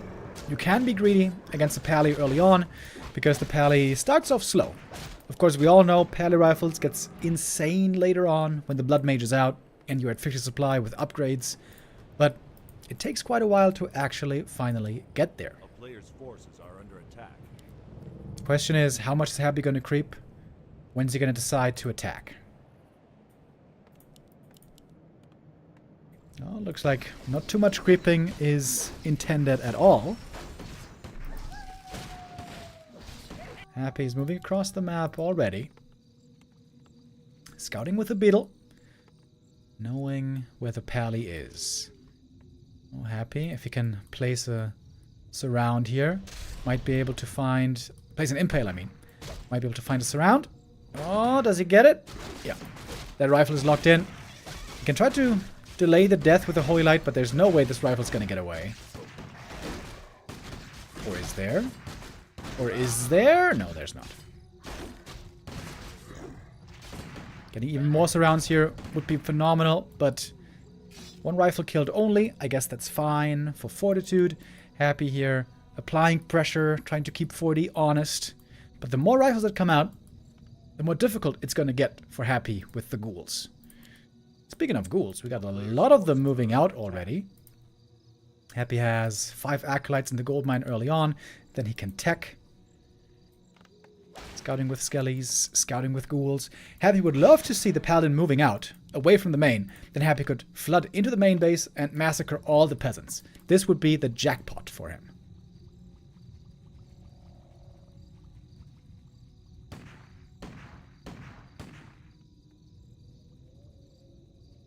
And now Happy just kind of playing a semi-contain. He's sticking around. If the pally creeps this camp, he's going to go for a creepjack. If the pally moves away, he's going to run into the main. Wall off now in the main base, so the Crypt Lord cannot get in.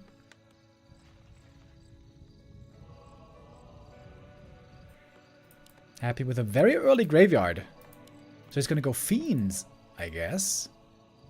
Oh, that seems like a mistake, right? There's no way he needed this graveyard this early. This tech is slowed down by 20 seconds or so because of the graveyard.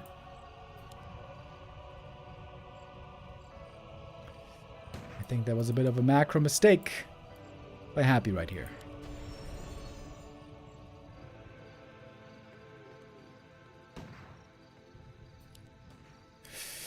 Forty's about to get a lot stronger. Tier 2 is finishing up. Blood Mage is about to join.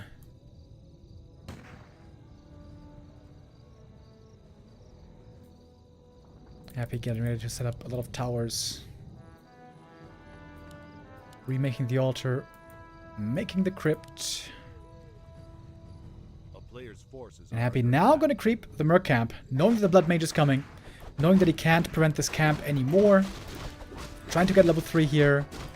I'm not sure if this is enough experience exactly. Going for mercenaries as well. Interesting. And it is certainly enough. Oh! One of the wins is insanely good against Blood Mage. You can completely disable 2 siphons. Doesn't sound like much, but in the right situation that can be absolutely golden. Impale looking for the surround on one rifleman. Does have it. Does open it up. Does have it again. And that is the kill. 2 ghouls die for this though. Scratch that. 3 ghouls die. Looks like a good exchange for 40 still. Both heroes now on level 3.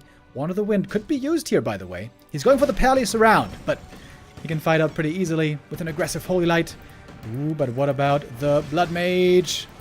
Cyclone on the pally. Gets another kill on the rifleman. That one of the wind can be used in a number of ways. That is indeed a couple of ghouls going down. Oh, Happy is, excuse me, not going Fiends. He is going ghouls with upgrades. Double crypt. The question is what happens when the human pushes across the map to attack this base. We have 3 towers here so far. Happy going for a scroll of healing. He will want to attack into the human main, I'm sure. Going for a telly staff as well. Time is of the essence. Lots of mana on the pally. It's easy to kill. Repairing acolytes, by the way. 1 Holy Light and a couple of right clicks. And that is a successful kill. Happy, thinking if he wants to defend or counterattack. Wasting a bit of time here. And remember, there is no entrance into the main. The Crypt Lord can't get in unless he uses the staff. Lots of acolytes going down. Quite painful. And easy for the pally to heal everything up with the Holy Light. Happy knocking on the front door. He's not even running in with the ghouls. Okay, interesting. Can he break in? First attack upgrade on the ghouls. It's a lot of acolytes that are being sacrificed right here. Blacksmith gonna go down. Barracks probably also soon gonna go down. Forty's not going for the Haunted. He's going for the towers. Happy's not supply blocked yet. He is on tier 2. No second hero. There is now an opening into the main base. Cryptolord is level 4, by the way. But there's the TP home now. Happy, of course, cannot fight against the Pally Rifle army. It's going to be a bunch of ghouls going down here. Good impale to slow down the human, but it's still a lot of ghouls falling. A player's forces are under attack. And I think 40 still has the lead here, doesn't he? Oh, that surround also doesn't quite work.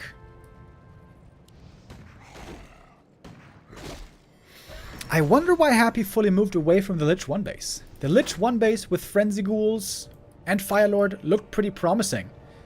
I still feel like this Undead expansion slows down the Undead too much. It takes too long to get Frenzy Ghouls. It takes too long to get Aura and Firelord.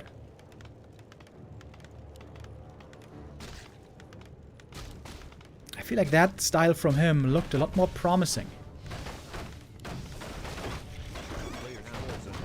Trying to break into the main base again, but this time we got towers, and the wall is finished. And the Pally, of course, never ever runs out of mana, thanks to the Blood Mage.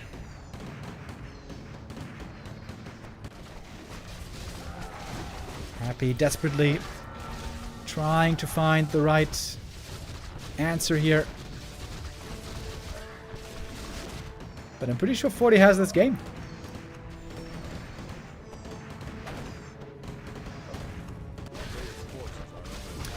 The towers are holding, with the militia helping.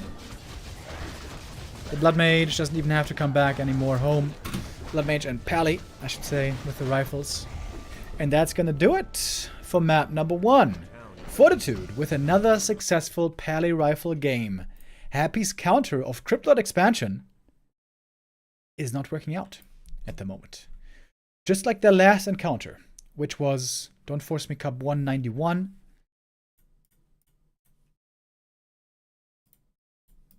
Which means this is one Don't Force Me Cup 192. Yeah, the last encounter was on the 13th of February. So, about 2 weeks ago. A little bit less.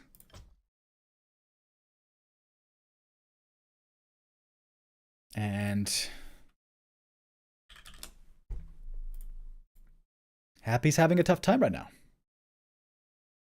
Fortitude takes the 1-0 lead.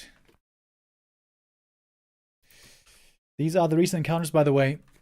Last time, 1.5 weeks ago, the streak between the two broke. You can see how insanely close it was for a long time over the last couple of months. Like 2 wins here, 2 wins here, 1, 1, 1, 1, 1, 2, 2, 1, 1, 1, 1, 1, 2, 2.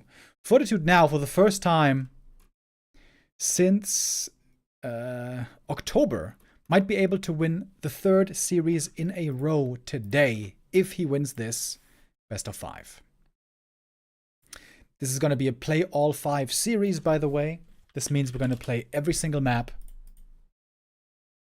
even if we should have a 3 map winner first or earlier.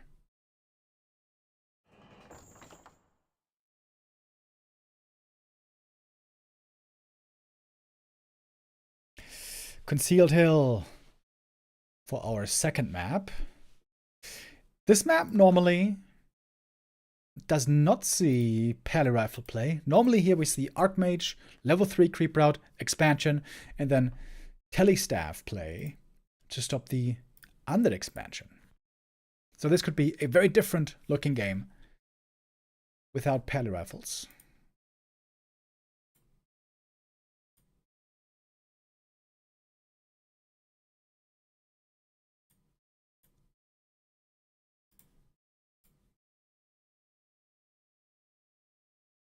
And perhaps a bit surprising, by the way, that Happy is not picking Northern Isles, which normally he always picks.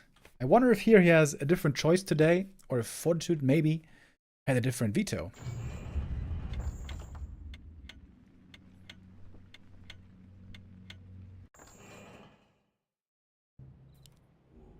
Let's see what we get here on the second map.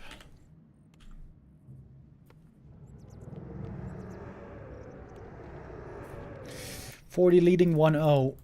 He is going to play indeed a different strat now.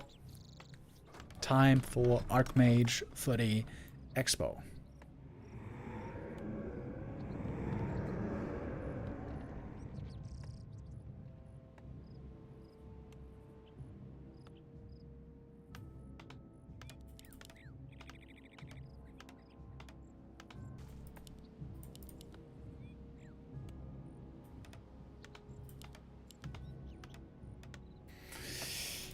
I wonder if Happy's going to go Cryptlord or Lich.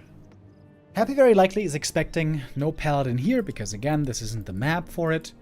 But we've still seen him play Cryptlord here sometimes. Cryptlord is especially good early on level 2 and level 3, to play a very hectic early game. With lots of beetles and skellies and ghouls harassing everywhere, making it very difficult for the opponent to properly react. Happy has extremely high APM. He's one of the fastest players in the scene. So his multitasking normally is outstanding. And it's very hard for other players to keep up with that. It is indeed the Cryptlord. Cryptlord is back on the menu.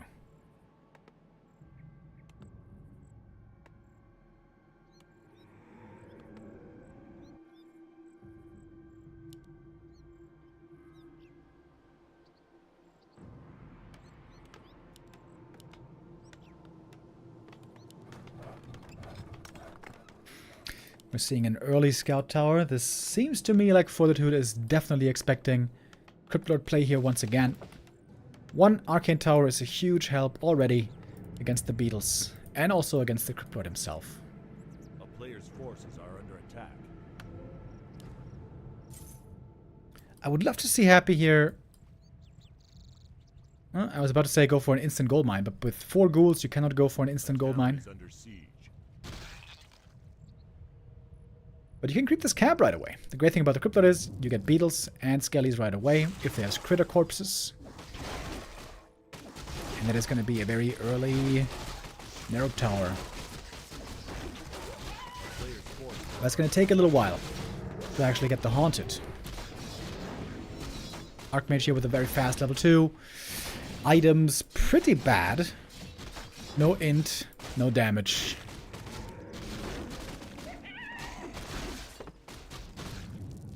Lots of good items here for the Cryptlord as well, by the way. Only the Periapt is bad. Ah, it is the Periapt. Well, that's pretty unlucky.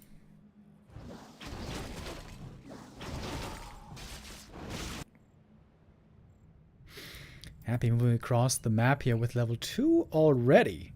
Happy's going to be far behind in experience. This arcane tower is going to be so valuable to have. This keeps the main base safe from all the beetles. Happy going for a big attack right here. But look at that timing on the Archmage. Now he's got the claws +8. And Happy finds the peasants moving away. Impale here could be really good. Oi! Impale hits every single peasant. These peasants are probably all going down. Oh, ouch. That hurts. That was a lot of peasants indeed dying. One more in the main base. Holy hell. But across the map, unsummon at the expo, Happy's gonna be teching. And Happy is pretty far behind in experience. Trying to catch up now on level 3 here. We'll have to go for a Telestaff as the Archmage is going to be attacking into Happy's main base, where Happy has to cancel the tech. Peasants moving out anew. Interesting situation now in this game. That's level 3 for Happy, finally. Very hard here to defend with ghouls against level 3 Archmage. But we have a lot of ghouls also threatening the peasants down here. Militia duration is about to be over. Happy didn't go for a Telestaff. That seems very weird. He could have been home to defend much earlier. Peasants are forced back again. This time, not too many should be dying. Cryptlord shows up. He's very strong now here defensively. Could have killed that footy if he was paying a bit closer attention. But there's lots of things happening. Happy's microing the Yakas at the same time, trying to save all the ghouls, which of course he can't. And there's no expansion yet. Prevented on both sides, but the AM is clocking in a lot of kills. He's getting way more experience. Militia sent out. They will probably lose this fight though. Lots of ghouls kept in the south. If Happy had been teching this whole time, this would be really good for him, but of course he wasn't. He was forced to stop the tech.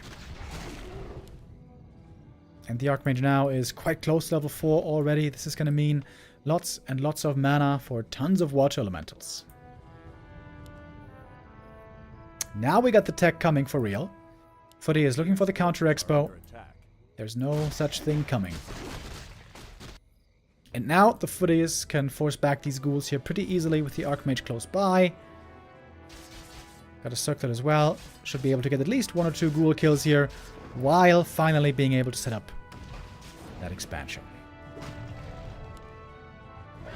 This looks like a good start for 40 again. Oh, Happy is trying to slip by with the Crypt Lord. He's trying to stay undetected. It's nighttime right now. He's trying to get to the peasants. But there is, again, a counterattack coming. Oh, there's basically nothing for defense. Happy has nothing at home against all these Footies coming in. Oh. That is looking rough. This might be a tech cancelled again. Happy kills peasants once more, but why does he have no telestaff? I am so surprised. Where is the telestaff? Tech is cancelled again. And the Archmage is level 4, and he's finding so many kills. The Footies and Water Elementals here are doing great in the main base. I'm so confused as to the lack of telestaff. Could sell the Periapt as well. Doesn't need that. Sells the ring. What? That's not the right item to sell. Oh, Happy. What? Armor is way better than flat HP.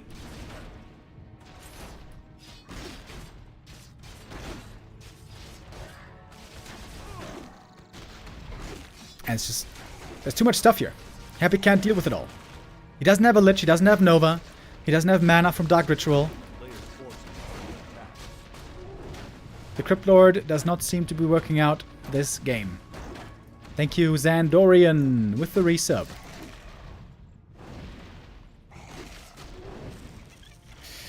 Crypt Lord now almost level 4, but Archmage is 4.5.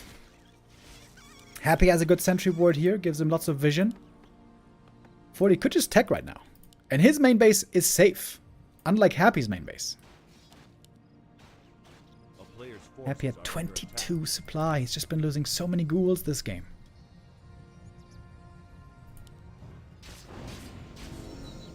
I think Happy made some item mistakes this game. I think he should have had a telestaff way earlier. Maybe even Boots of Speed. And selling the ring over the Periapt is definitely wrong.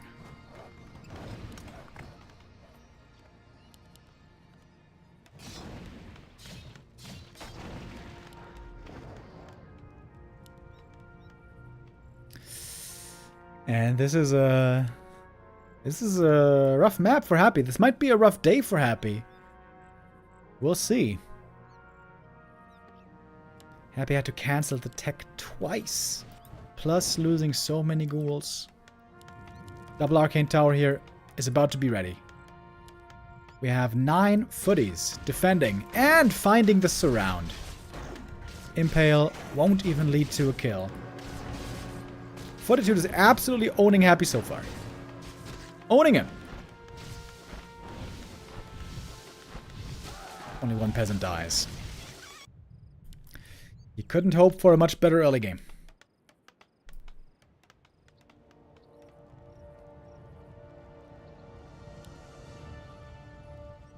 It is a late expansion, but all things considered, still totally fine, since Happy's tech is so late. On the other side, still no tier 2. 10 minutes! No tier 2. 40 is the one also now teching. Won't even be too far behind Happy.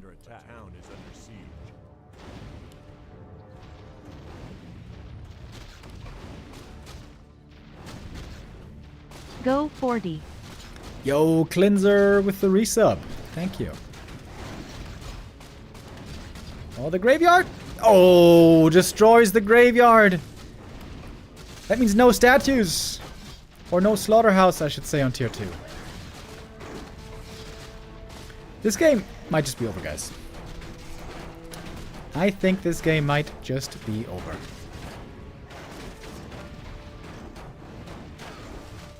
Still a bunch of ghouls in the main base. Again, the Watch Elements here are so strong. If Archmage gets 5 here, it's definitely over. It might just be over already. Impale to save some of the ghouls. Cryptlord is getting some kills here.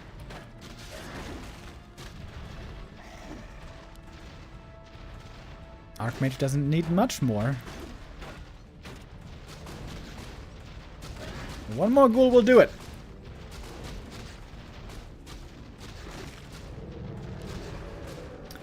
Ridiculously late graveyard.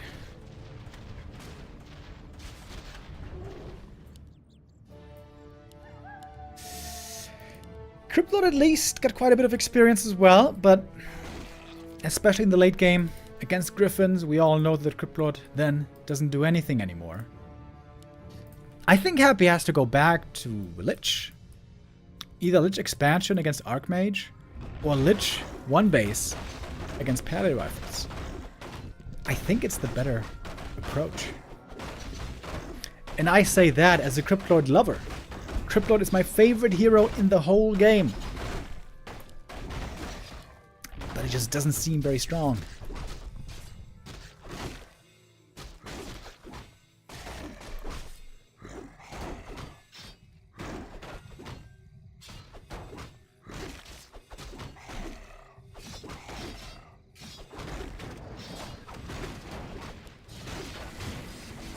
There, we got level 5. We could go for some drop harass plays now in the back. Oh, surround! Almost. But that was a telly staff.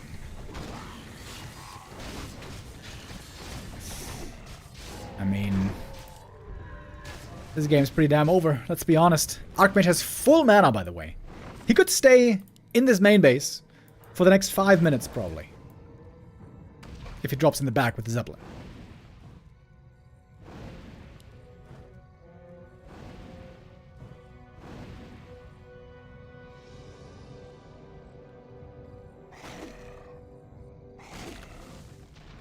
Alright, here we go.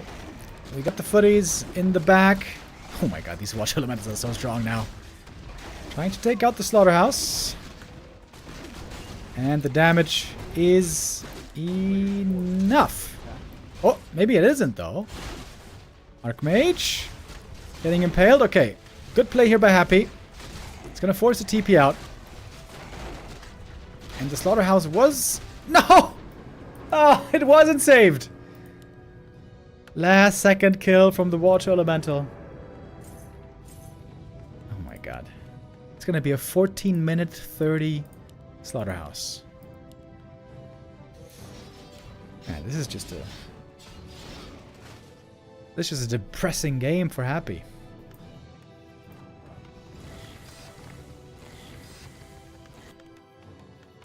Double workshops coming. The only thing Forty really has to be worried about now is destroyers. And he's building the counter already. Okay, Happy going all in. Panda third. To break the towers, kill the peasants, kill the expo. Happy doesn't even... Oh, he misses the impale as well. Dude, this game, it seems like everything is going wrong for Happy. Sometimes you have those games, you know.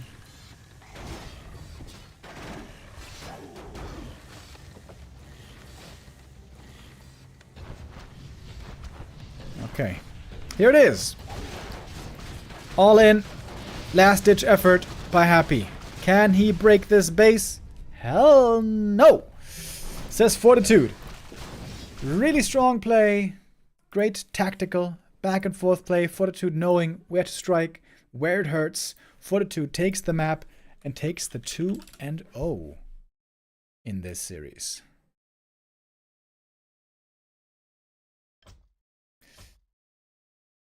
Normally the games between the two are very close and very back and forth.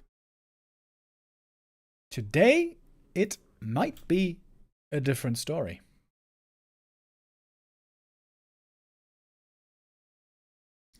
Because so far, it's all 40.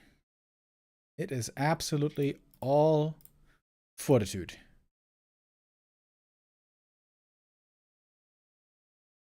Well. We're getting ready for map number 3. Echo Isles will be the choice. It's interesting how Echo Isles has changed over the years. Not just the map itself, but also where it stands in the meta. And the thing is, it used to be a great map for human because of how good it is for fast expanding. But since Undead got very good at fast expanding, in terms of patch, help, but also in their playstyle, especially with Lich and Mercs, I would say Echo Isles is by far the best map for Lich Expo with Mercenaries. So much so, in fact, so good for Undead expansion that humans here very, very often will play Pally Rifles. I would expect a Pally Rifle here again, a Pally Rifle game here again from 40, and I would love to see Happy open with Lich, and when he sees Pally, I would love for him to not expand, but play one base. This looked successful for a while.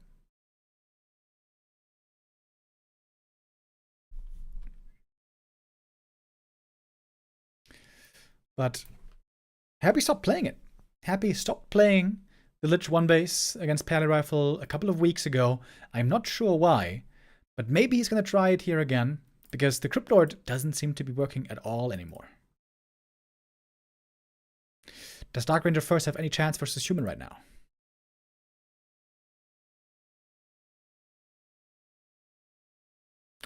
Dark Ranger could actually be really good in theory, but only against Pally Rifle. If you're playing against Archmage, you're going to be dead right away.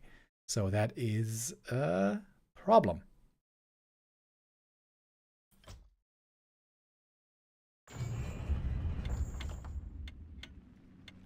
Okay, in we go. Map number 3 in this series. Play all 5 series.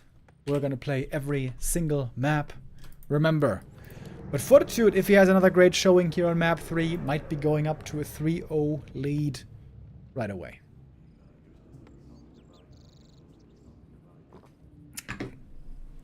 Toxie in the chat again trying to say that Crypt Lord beats Pally Rifles.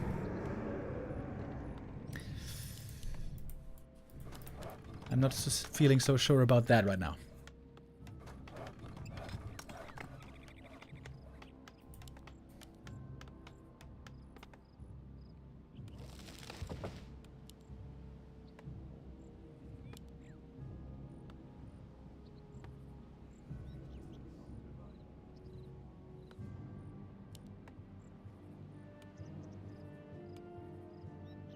Toxie says Happy techs too late.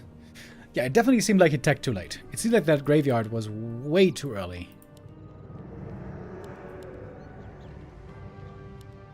I do agree with that, but even if he plays it perfect macro-wise,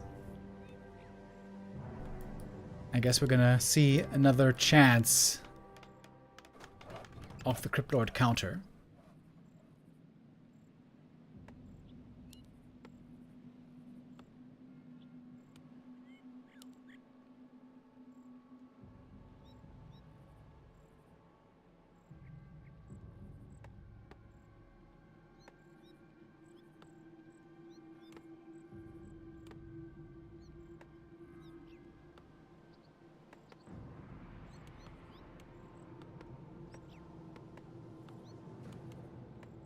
Toxie says the best counter play is from Darkness, actually. Dreadlord second and even Firelord third, possibly.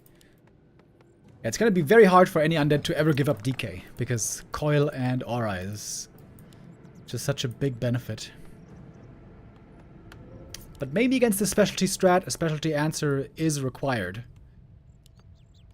But Happy has also beaten the Pally Rifle before with Crypt Lord.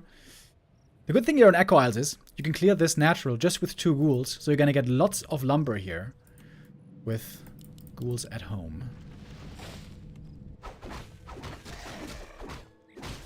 Player's force is under attack.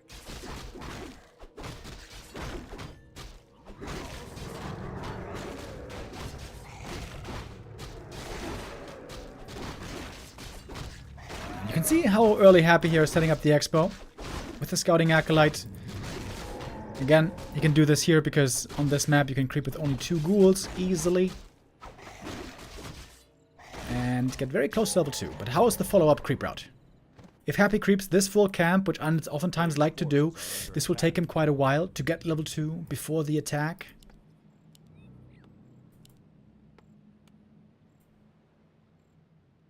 Oh, wait. Happy did make another ziggurat in the main base. Oh. He's going early necro. So he's stuck on low ghouls for quite a while.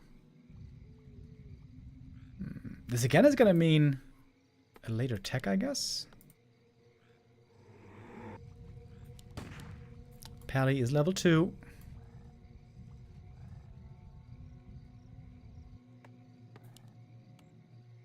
Happy has to make more acolytes. Oh, no, he doesn't. Maybe because the necro is finishing up soon.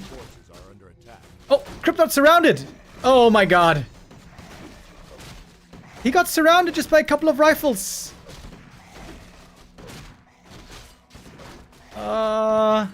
And he's gonna let him die on level 1. Try to get him back from the tavern. Oh, this slows down the lumber. This slows down the tech.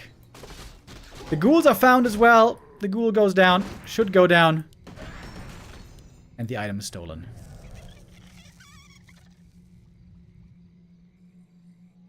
A player's forces are under attack. Well, that was quite sloppy.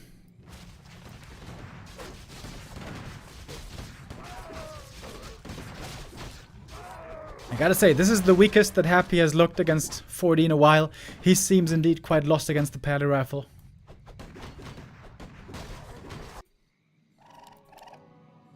This is a bad start. Again, early graveyard.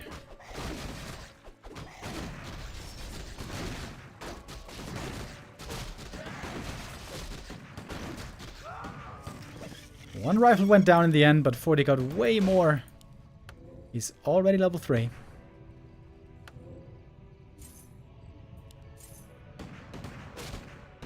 Sells the Scroll of the Beast, really?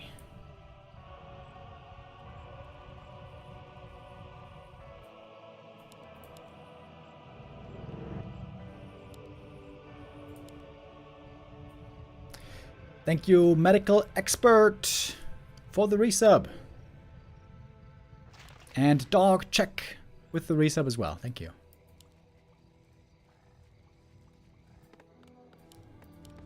Okay, we got the Blood Mage coming for Fortitude.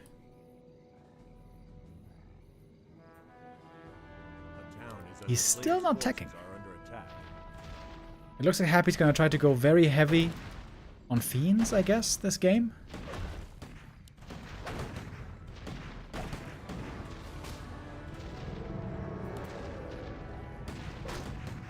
With surrounds, Happy can find some kills, but it's always going to cost him.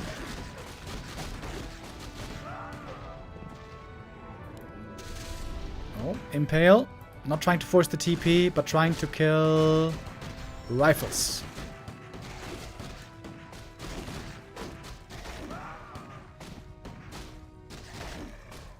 Yep. And did get some rifles here. Cripple getting closer to level 3. A player's forces are under attack. Okay, it's again only ghouls, no fiends. But here comes the big tier 2 Why edition. is Pally Rifles suddenly so viable? Was it really the Pally speed buff and blacksmith lumber reduction? I don't get it. We have watched 50 Thorzane Pally Rifle games and Happy never struggled like this before? What changed? Yeah, the blacksmith reduction was a big deal. 20 lumber less means you get everything faster in the early game. That was the biggest thing. And also the Pally move speed is actually quite a big help for Pally as a first hero. Mainly those 2 things, but not just that. Also just humans playing it more, practicing it more, top players practicing it more, and players getting better at it. But yeah, it also got some big buffs with blacksmith and Pally move speed.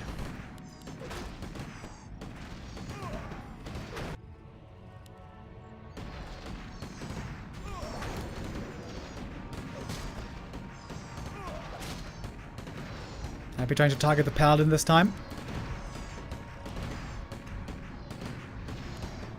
But he's still fairly healthy here. Impale before all the mana is gone. Cannot get the rifleman kill here. We got a lot of ghouls in this defense, however. One rifle goes down. But 40 kites away from the towers, of course. And out in the open, should be able to fight this pretty easily. Can gun down the ghouls here, one by one. Oh, that surround didn't even quite stick. And now it is open season onto the ghouls. Happy's tech only starts now. Oh my, oh my. Also aura buff? True.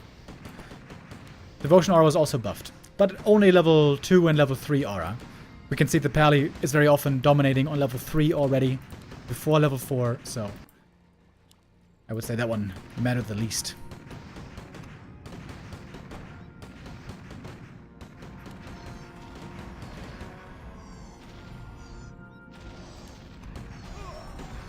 Happy trying to go for a counter-attack. We got some towers being set up already.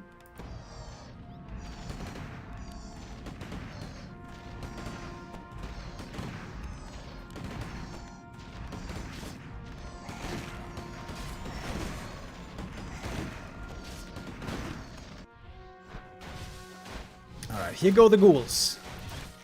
I gotta say, I feel like Happy has been looking a bit desperate this game.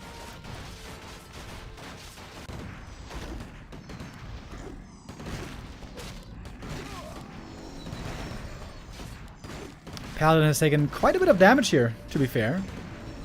But always hiding with the cloak. He made a shop in the back, so he can easily go for potions now. And the militia can defend against the ghouls here without too much trouble. Happy cancelled the towers, actually. That is kind of nice. But there we go. Pally, again using the cloak. The last couple of days, we've seen the Cloak of Shadows actually be such a big help. In many cases.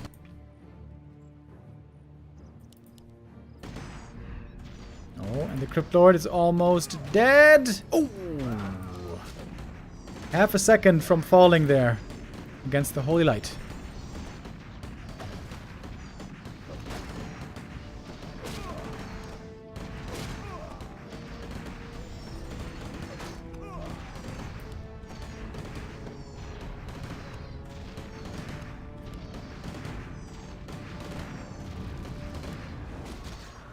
Okay, Happy's bringing the ghouls back home. The Crypt Lord can't even fight, he's too low. Mana is kind of low now on the human side, but very strong items. I mean, it's very strong upgrades on the rifles. 2-1, plus the Devotion Aura. Woohoo! 3 HP on this Crypt Lord. And I guess he's just dead. The rifles finding their way in, getting the kill. And that might just be game. There's no altar either. Was not remade. Yeah, I think Happy has to go back to Lich. Even if Toxie says Crypt Lord is the way. Not so sure about that.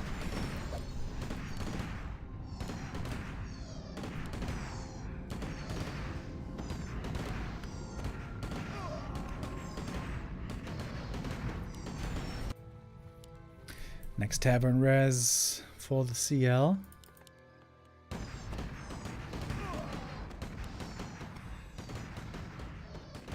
Ah, the cloak.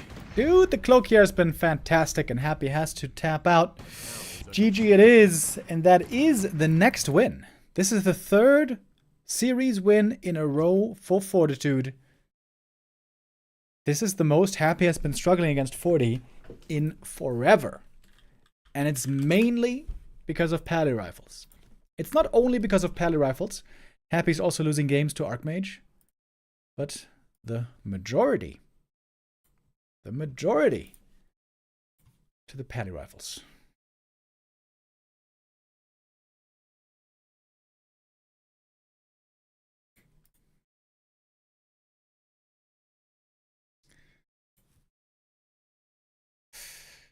What now? We're gonna see more games. The series is not over yet.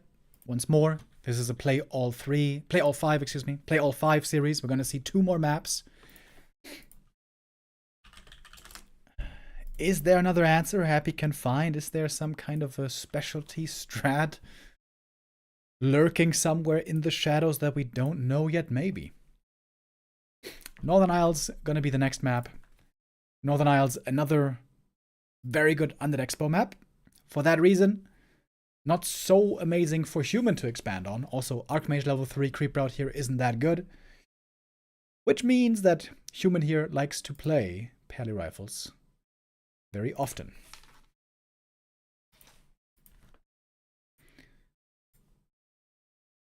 So I guess one more attempt for Happy to try to find an answer.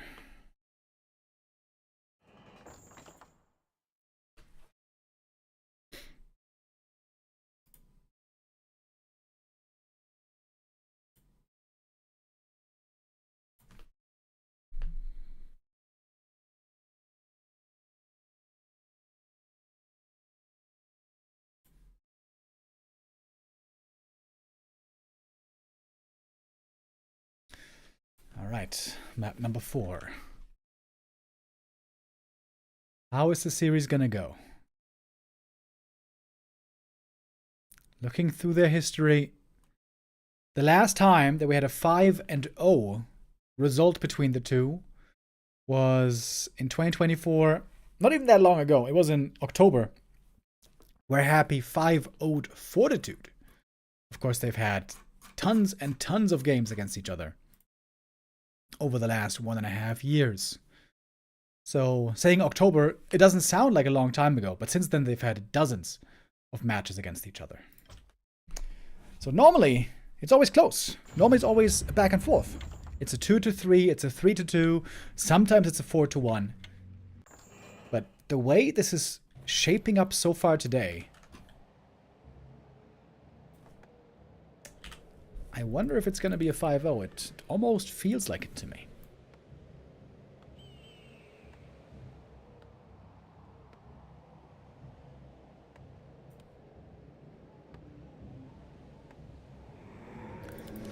It is Pally Rifles again, by the way.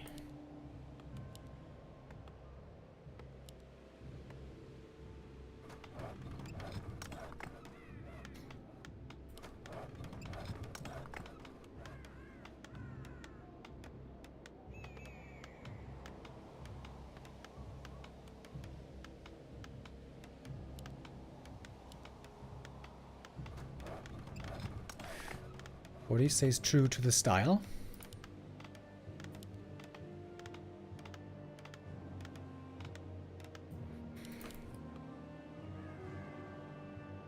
Crypto also very enticing to play on this map.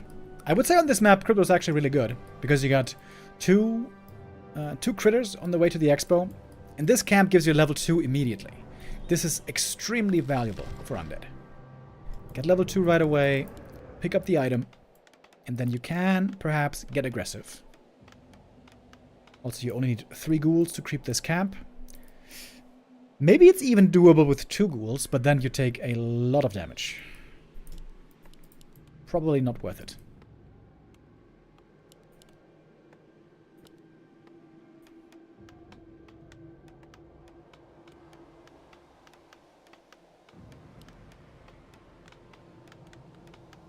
Is that a build order mistake? The fact that he has to power build here? A little bit, right? Is this normal?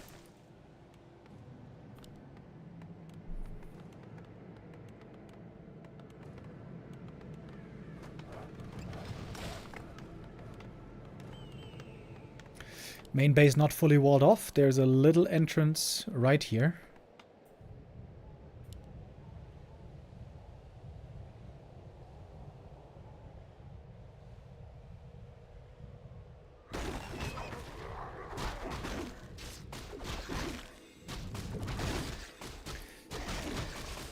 Happy could again go for the instant haunted. He's gonna do that. Send out the beetle here for scouting. I like that.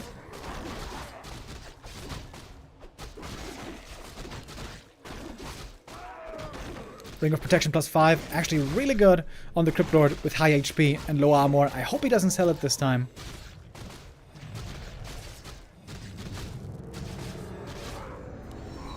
And level 2. Pally gonna get level 2 here in a moment as well. Ideal scenario for Happy is to catch the human out on the map, use Impale, get one surround, use the ghouls, get another surround. But that is what Fortitude should try to avoid at all costs.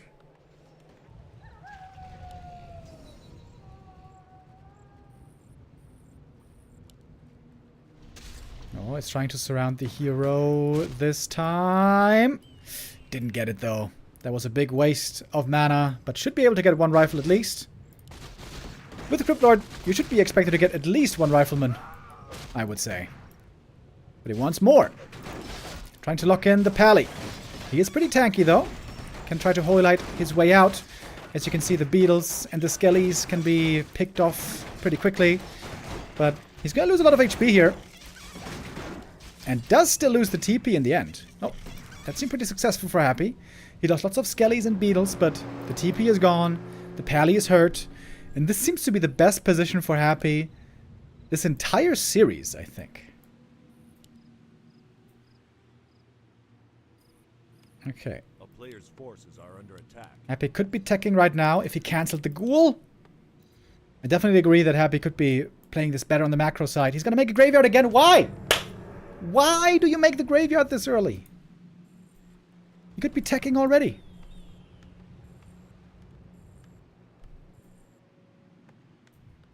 The Pally's so hurt. He's nowhere close to level 3. There's no way Happy's going...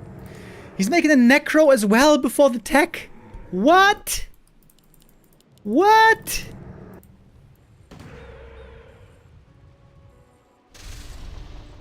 Happy with the Impale, looking for the next kill. Ooh. And gets it. Oh my god. Dude, where's the tech?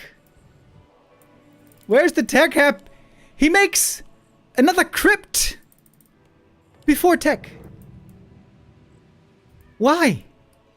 Why? Yeah, I understand towers, but he doesn't need towers. This is a Pally with 200 HP.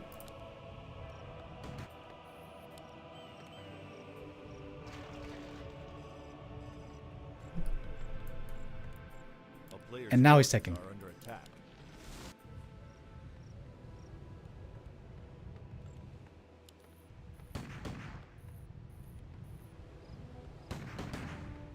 Yeah, I think Toxie's right. You can do all of that right after the tech. You tech first, then Graveyard, then Ziggurats, then Necro, then second Crypt. Okay, so now he's got the Graveyard, right? So what's he doing with his Graveyard? Nothing? Nothing. Nothing. Oh, now there's a tower. A player's forces are under attack. Happy apparently of the opinion that he really, really, really needs towers.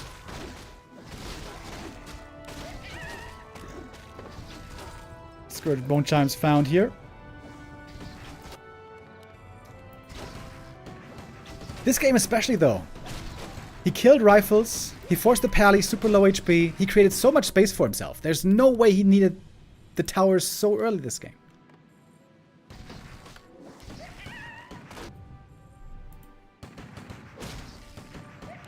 The Pally is still not level 3. Look at this.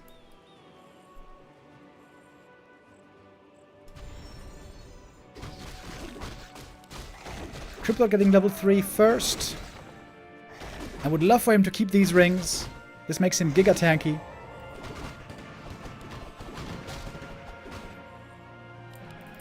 Look how much time he has. Now Pally's 3. Now. And now he may have to start to get worried. Or careful at least. He's making a tower in the main base. 4 towers at the expo. 2 in the main. Ultra turtle mode by Happy.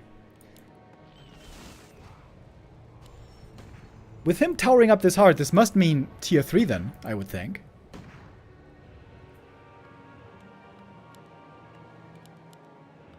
Ghoul attack upgrade.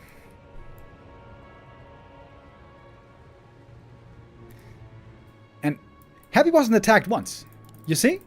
Didn't need any of these towers. He could have teched first, and then made all the towers and everything else. Are under attack.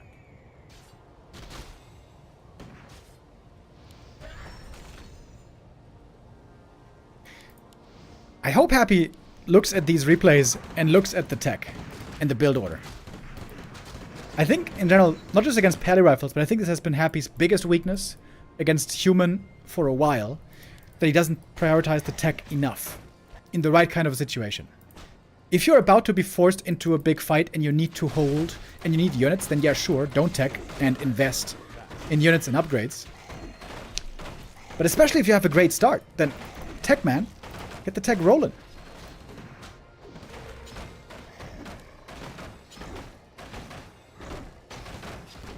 Alright, but the push is coming. Got militia on the way. Bajillion towers. But also the tower positioning is bad, right? This tower back here is probably not even going to be able to shoot at anything. There should be 3 towers here and like 1 more tower here. Happy, he's on the way to tier 3. He could be tier 3 already, by the way. Just saying. Third crypt. The town is under siege. No slaughterhouse. Happy's gonna go for mass ghouls. He's trying to stop these peasants. He's trying to stop the workshop. Fighting and losing 4 ghouls. 5 ghouls. And almost 6 ghouls. Happy trying to delay the workshop.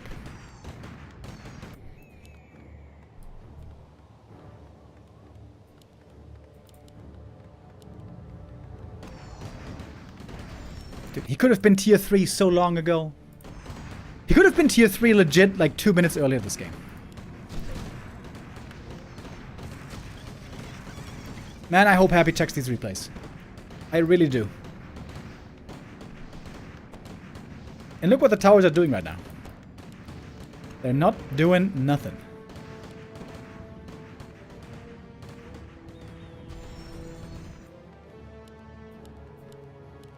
No second hero, by the way. I don't even mind, because Lich won't do much. DK won't do much. Only like... maybe Dreadlord or... well, Firelord. Firelord would be really good here, actually.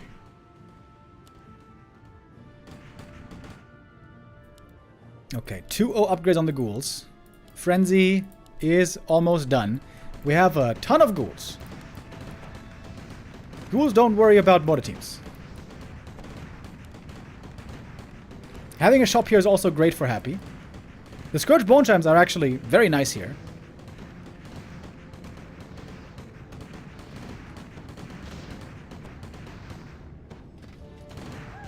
Okay, in we go. Ghouls are trying to get us around. Tons of ghouls coming in from every side. There's gonna be about 15 Holy Lights. Happy's trying to win the fight after the 15 Holy Lights. Mana potion used. Wants to use the next Impale here in a second before he's getting drained. Good Impale. Level 4 Crypt Lord. And again out of mana. Oh, surround. But Invul Potion saves the Blood Mage here one more time. Happy reproducing ghouls as fast as he can. He should have Scourge Bone Chimes as well. If Happy had gold, he could go for a second hero right now. Happy might still win this. He might still win this. A bit too broke for a second hero right now.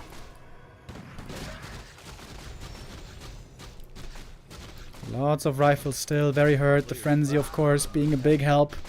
The Frenzy is the reason why Happy has a chance here. And the Scourge Bone Chime is actually pretty damn nice. Rare to see this for Undead, ironically. Oh, got one more. And a surround. Got another. Oh, Happy may finally be getting on the board. Pally is for once out of mana. There was a lot of experience also for the Crypt Lord. He's going to be level 5 now in a moment. Player's forces are under attack. Still no second hero, by the way. It's tier 2 only. One border team was chased here and killed by a ghoul in the main base, apparently. Boots of speed, finally for Happy. But he should go for Rod as well. Rod is so good.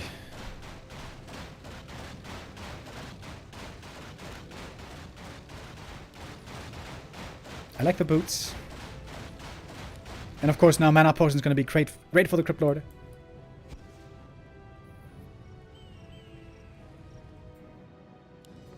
If Happy waits for the right moment with a Mana Potion, he might even be able to get out an Impale and a pair of Beetles. If he's got a little bit of mana to start with.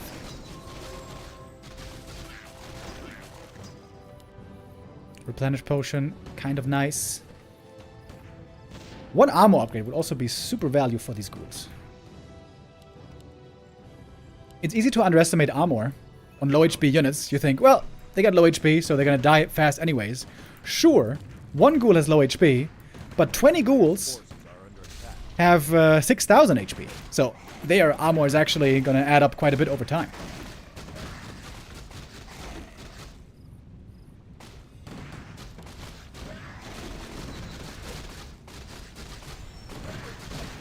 Okay, Pally level 5.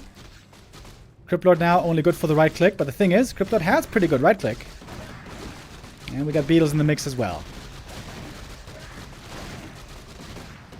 Pally might get level 6 this game. Ultimates could perhaps still win this game for the human. So much mana. Happy's getting some kills though. Ironically, it's also kind of good for Happy when he runs out of mana. This means no more Siphon. And then at some point, perhaps the Pally runs out of mana. After a million years. Oh, Happy could wake up the creeps. And he does. And now it gets weird. It's going to be more rifles going down. More mana being drained. I don't know what this is better for, the fact that the creeps are involved. Happy's losing a lot of units. He finally got an armor upgrade, by the way. Nice. Big value. Shouldn't he have made a slaughterhouse? Like, isn't one wagon also super sick? One wagon just chucking in Disease Cloud from range? It seems like it should be super sick. Blood Mage, his level 5 doesn't really help him much, right? He sucks the Crypt Lord dry instantly anyways. Crypt Lord close to level 6. Player's forces are under attack. I'm not sure if he should go ultimate or not.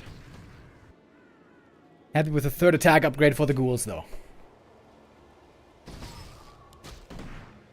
And what if we see the B.O.B. The big orange bird?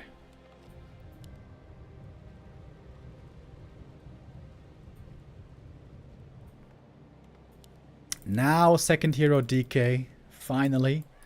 I hope he's gonna go Aura first. Aura here is gonna be so much better than Coil. Player's forces are under attack.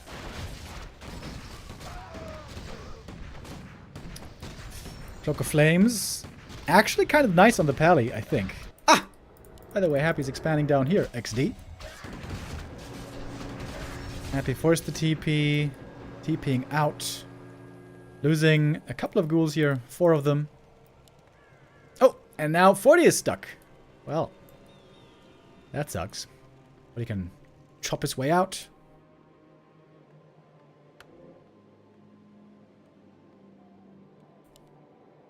It's Coil first. I don't think that's the right call, but fair enough. Happy here with such a gigantic gold lead this game. It seems like this match should certainly be his. Forty's trying to go to Griffins, but it's taking a long time. It should be scouted. And Happy can expand everywhere. Go for counterattacks all the time. Oh, Invis Potion Crypt Lord. You can now go into the back of the base if there's no wall off. Smart play by 40 to wall it off again. A player's forces are under We're gonna have a Necro here up in a moment. And then there's gonna be tons of Blight to help the Undead as well. DK creeping up level 2, I like that. Happy building up a lot of gold at the moment. Oh, he could staff into the Carrion Beetles, but then he would just die, so that's probably not a good idea. And DK level 2. That's a huge upgrade, actually. 10% move speed on everything is gigantic. And 40 hasn't sniffed out the Expo. It seems like today will not be a day of a 5-0.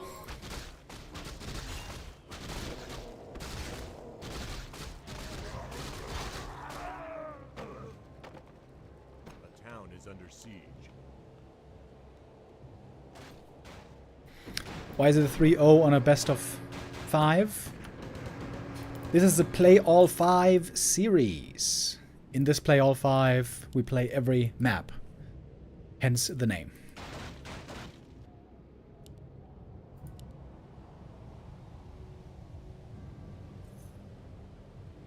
Look at those speedy ghouls. We got Gargs coming as well as the counter for Griffins. We got Lich joining soon. Happy now seems to have all that he needs.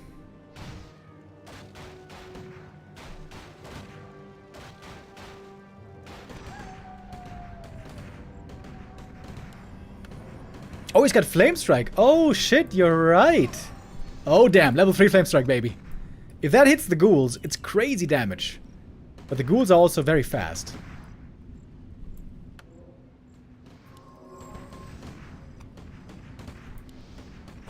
A player's forces are under Also insane against towers. There we go. Wee! And that's 3 Acolytes dead right away. Big orange bird. Okay, here's the Lich though. That's a big upgrade. Now we have Nova, Impale, Coil, Aura. And there's the Nova Impale. And that's going to be a lot of damage right away. TP out from 40, but not before he loses a bunch of units. 3 rifles falling, and the TP lost. And Happy has another expansion down here. This one will surely go to Happy. Pally Rifles is very strong, but it's not that strong. Thank you, Invigorate, gifting us up to Azra. Much appreciated.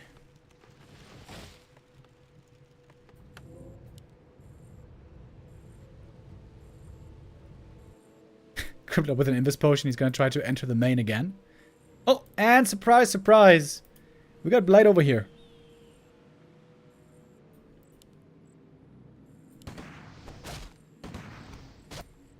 This must feel good for Happy. Finally able to have the winning formula, at least on one map, against the dreaded Pally Rifles.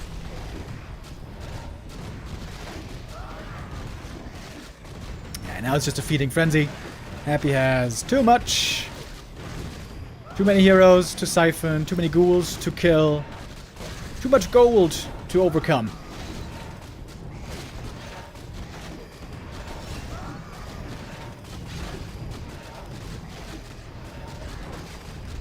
I want to see, by the way, GG, of course. I mean, the game was over for a while. So Happy takes the 4th map. Hey! Gets on the board. Nice, nice, nice. Okay, I have to check out the VOD here. I want to see exactly how much faster he could have teched. We're going to do a little VOD investigation here. Okay. Where was this? All right. So, this was the great early game. Happy kills the rifle. Then he surrounds the pally. This is here, right? Yeah, surrounds the pally. Holds the surround really well, by the way. Look at that. Holy Light, that one goes down. Beetle, that one goes down. Very hard to hold the surround like this. Expertly done by Happy. His micro always perfect. Look at the resources. 241. He's got all the acolytes that he needs already. So he needs 7 more seconds to start the tech. So he could be starting the tech at 4:03. Okay. Okay. What does he make? One more ghoul. Mistake. Perfect early game. Perfect early game.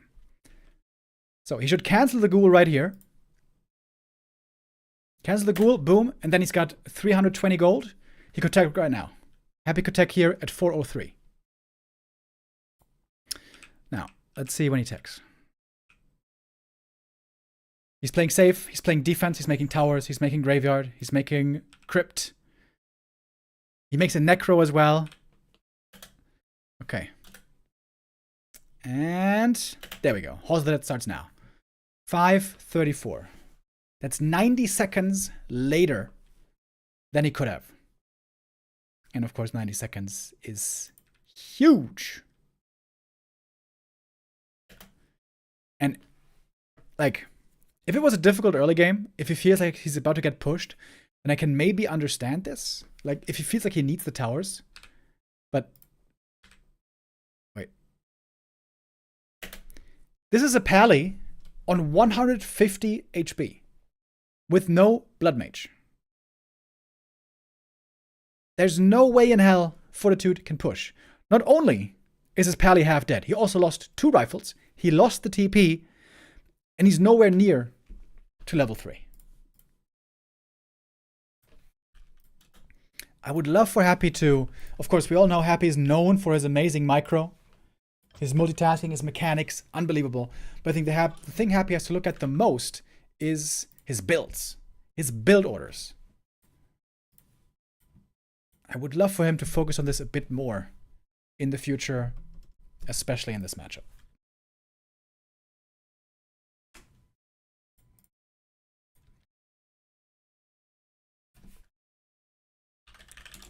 All right. Happy gets 1 map today. Can he get a second one as well? We will find that out next. Every map here, of course, is worth additional prize money. Quite a bit of prize money, by the way. I think it's... How much is it again? Like $400 per map, which is pretty sick. Let me look that up. Never mind. It's about $140. That's still really good, man. $140 for every map you win.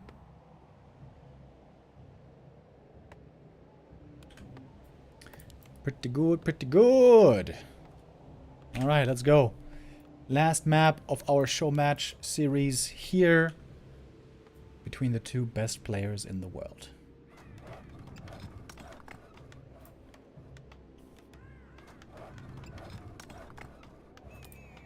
And it is Pally Rifles again. 4 out of 5 maps. Fortitude plays the Pally Rifles today. This again is a really good undead expansion map because you can creep this camp easily and it gives you instant level 2. This is the most important thing.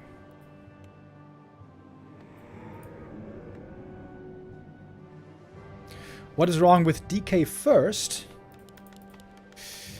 DK first is low impact in the early game.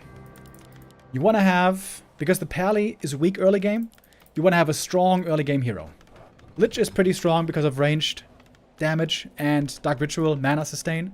And Crippled is really strong because of Impale, Danger, and lots of beetles, skellies, ghouls, lots of things that can look for surrounds. The DK gets very strong in the late game. DK level 4, DK level 5, really good. But weak early game. You need to get ahead early against Pally Rifle.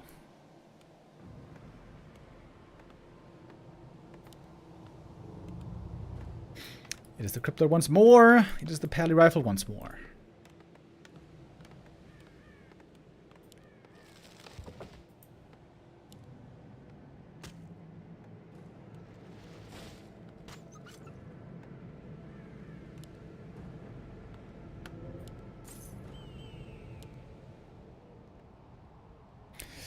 I'm getting ready to maul again when Happy techs way too late. Let's see how it works out this time.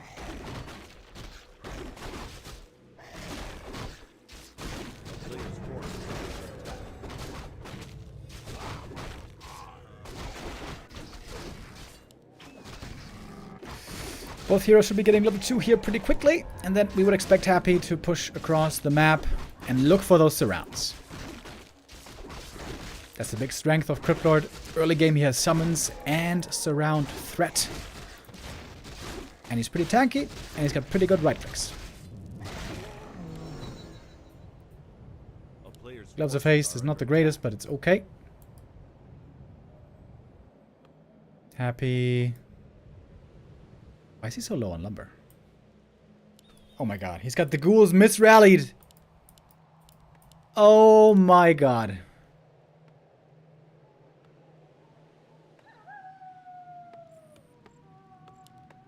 Oh my god. He lost like 100 lumber because of that. Oof. That is a crippling mistake.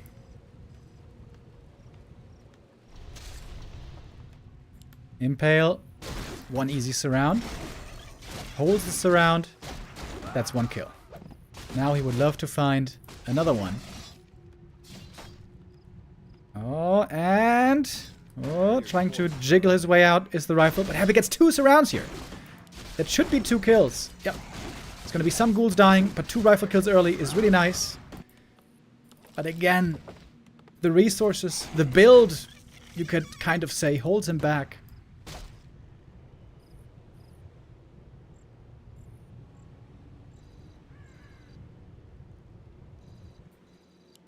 Happy taking out the ghouls. Oh, please don't make it graveyard again, dude. Please just tech. Forces are under attack. He could be teching already for 30 seconds. If he didn't make that mistake.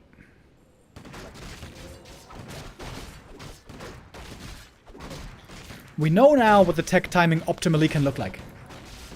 4 minutes. We'll see when Happy is going to end up teching. Good creep jack here. Finding the rifles at the Merc camp, but that's level 3 for the Pally. All of a sudden he got a lot stronger. Trying to find another surround, but this one was prevented. 40 is starting to look better again. And finding more kills. Oh, and Happy has to run away with his tail tucked between his legs. That is one more ghoul going down. And still no tech. Making an Acropolis first. The player's forces are under attack. That Necro is great to have later, but it's not part of a sharp build early game.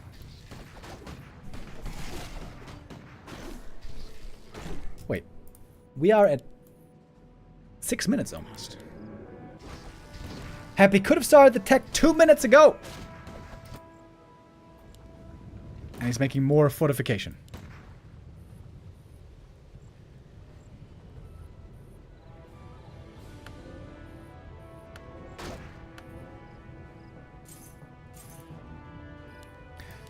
Yeah, this rally point mistake, that's a game-losing mistake. Not in every matchup, not in every situation, the build is so important, but against Pally Rifles, the build is extremely important.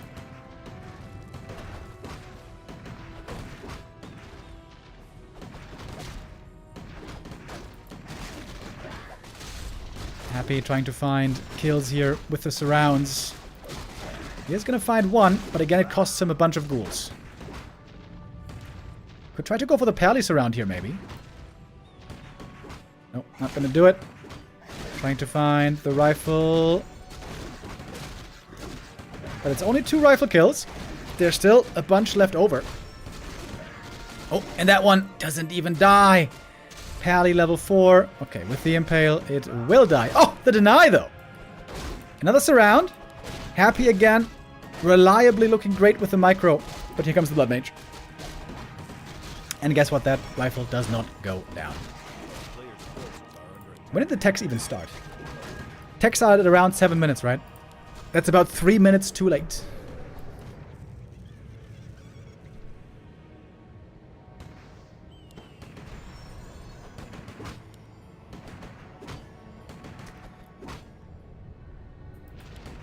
No level 3 for the Crypt Lord. I doubt there's a way to win this game.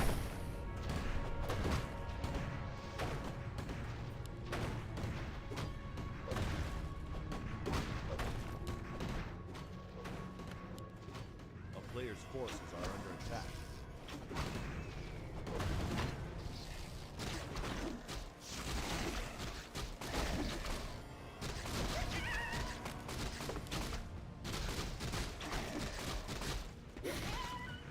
Happy trying desperately to get his level 3, but I doubt that's gonna matter too much. Now we got peasants here, they can build a shop, and there's endless staying power here for the human.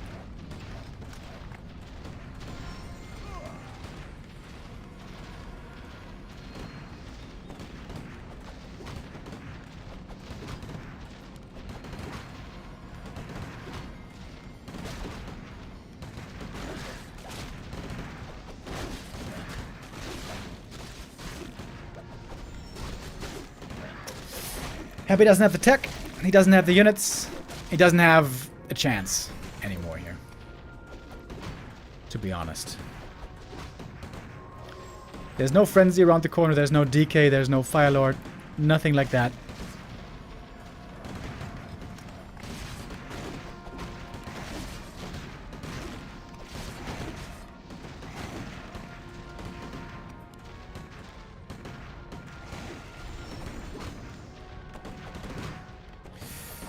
This ain't it.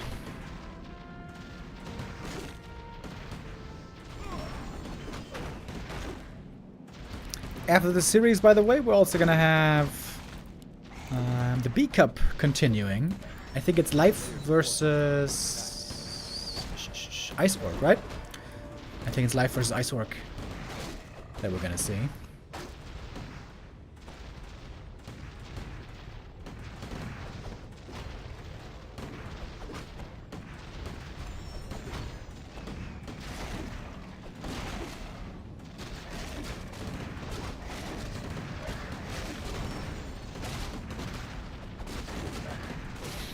Easy plays here with the Holy Light, with the Banish. Caddy Rifles here had too good of an early game. Sure, Happy got 2 rifle kills at the start. I just hope, I really, really hope Happy looks at these replays. Looks at what time he could tech at with a perfect build. We've seen it on the last map. With a perfect build, you can tech at 4 minutes. Reach tier 2 at 6 minutes 20. And then you can go tier 3 and reach tier 3 at 8 minutes 40.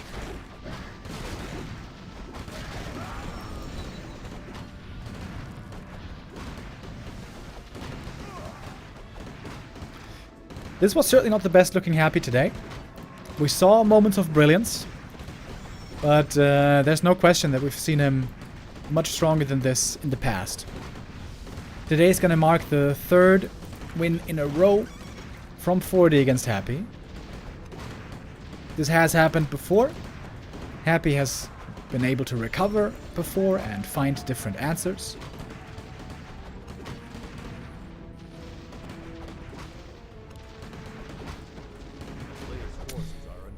But today, there's only one winner, and that is clearly Fortitude with a 4 and 1.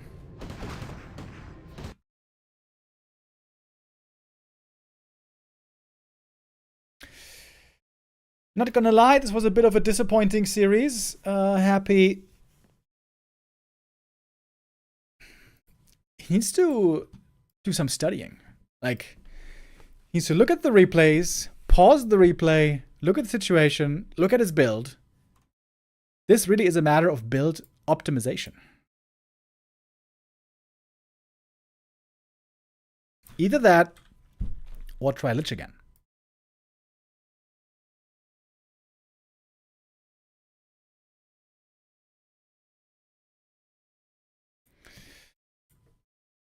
This was the most one-sided series between the two that I have seen in quite a while. I wonder how we're gonna see this develop in the future, because I'm sure that more series between the two will be getting played in the days and weeks that are yet to come. Okay, and we have a little update, by the way, from the B Cup. In the meantime, another series was played, Shao KK versus Sok. And there, Sok got a very clear 3-0 victory. Shao KK tried to play Shadowhunter Pitlord, apparently. Okay, that's pretty wild.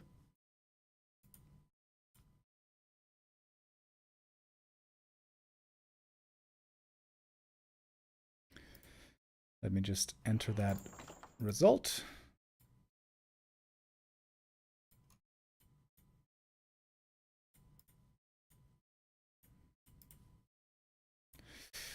And so we have one more series for today, and that is Life versus Ice Orc. If I'm seeing this right, then Life is leading 1-0 already. Yes. Okay. Life is leading 1-0. And I think we might have the time to jump into map number 2 here.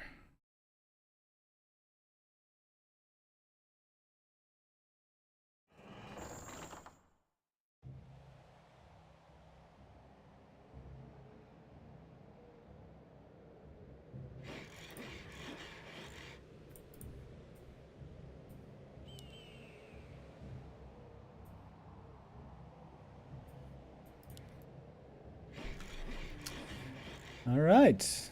Oh, hold on. I have to once again add something here for KK.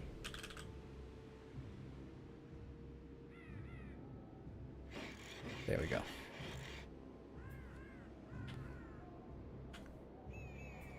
Alrighty.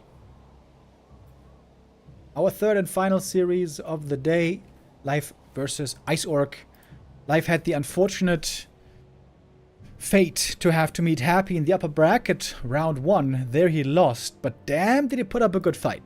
Life played really well there and almost was able to beat Happy and force him to the lower bracket, but narrowly it was Life losing out, and so he is here now. Life is one of my big favorites for this tournament. I predicted before, and I stick with it, that I think Life is going to be in the grand final. I think it's going to be a Life versus Happy grand final for this B Cup 16. Just like the last B Cup, by the way. B Cup 15 also was Life versus Happy. There the series was not close.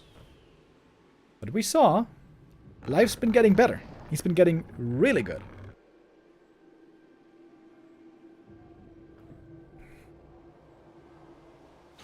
A player's forces are under attack.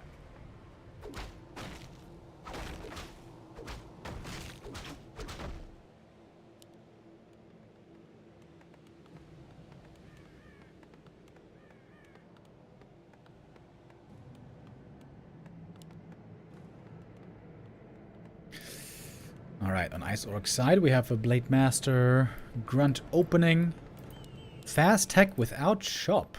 Oh, okay. Playing the early game without heal salves, interesting. Demon Hunter starting off with Immolation, with a bit of creeping. Loves of Haste, not exactly the most amazing, but he's gonna take every little help he can. Oh, Slippers. Well, well, well, that is very nice. But when you don't have salves, normally you can't creep too much with the blade, as you're gonna lose too much HP. Now there's a shop coming up, and a second burrow.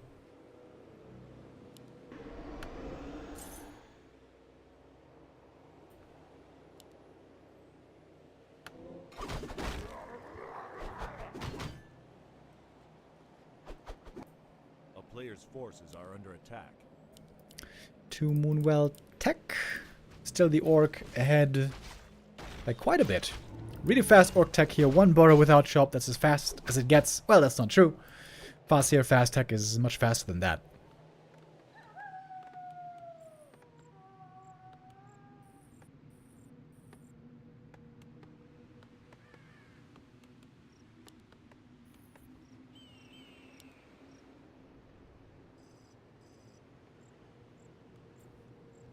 Player's forces are under attack.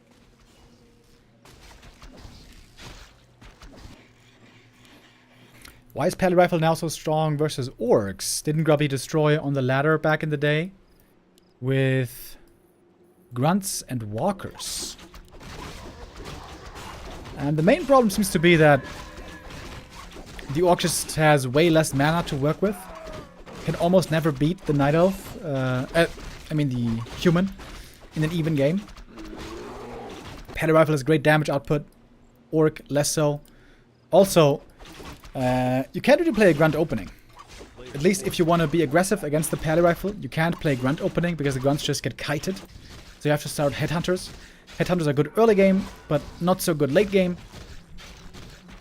There's lots of reasons why the Orcs are struggling hard right now. The main answer is that the Pally Rifle strat has been improved. It has also been buffed a bit over recent patches. And humans are playing it a lot better. And Orcs have not found the counter strategy yet.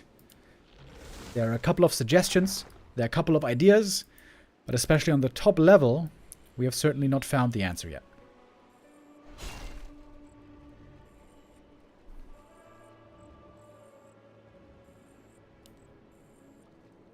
Was the happy plus 20 plus grunt thing only a one-time occurrence? Yeah, he played that on ladder. He played that on Concealed Hill. It's much, much better on Concealed Hill than anywhere else because you can run in with the grunts, take damage, send them to the fountain, and heal them for free. Any other map, it's going to be a lot harder to make that work.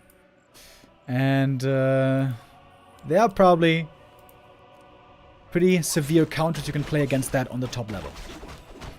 You know, counter strats can work quite well and quite often on ladder. But is it going to work on the pro level? That's a different question.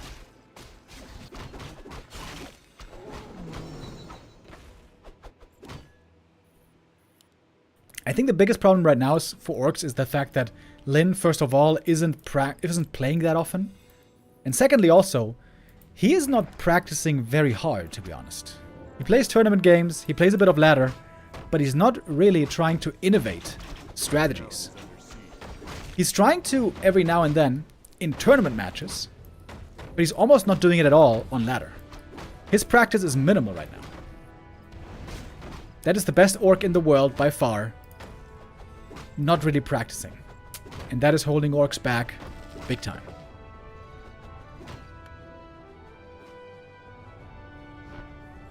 Player's forces are under attack.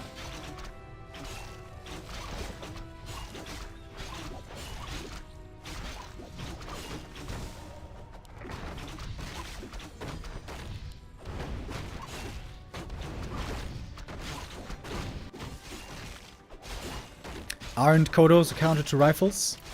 No. Only if the human has very bad micro. Then maybe you can hope to eat a million rifles with the Kodos, but Kodos cost more supply, they are unarmored, so they take a ton of damage from the rifleman. And also, Banish can stop Kodos from devouring.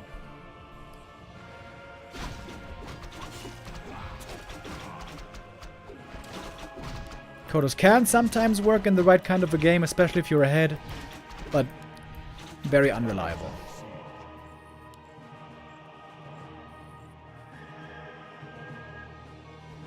Player's forces are under attack.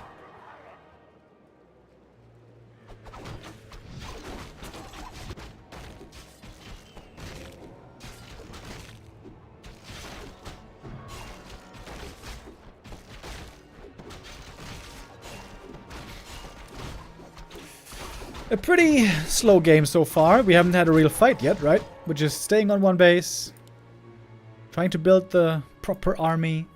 It's good news for life. It takes a long time to fully come online. He's trying to go for bears. This is the strat that Night Elf plays basically everywhere at the moment. With the weakness of level 1 Keeper and Keeper first, this is unfortunately what Night Elf seem to be forced to do right now, is to play Demon Hunter, bears, every single game. Big reason why the Keeper, in my opinion, needs a severe buff to make him a viable first hero again.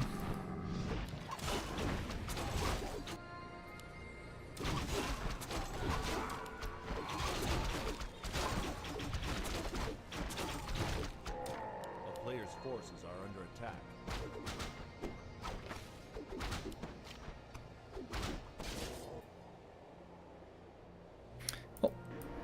One archer killed. That's the highlight of the mid-game so far.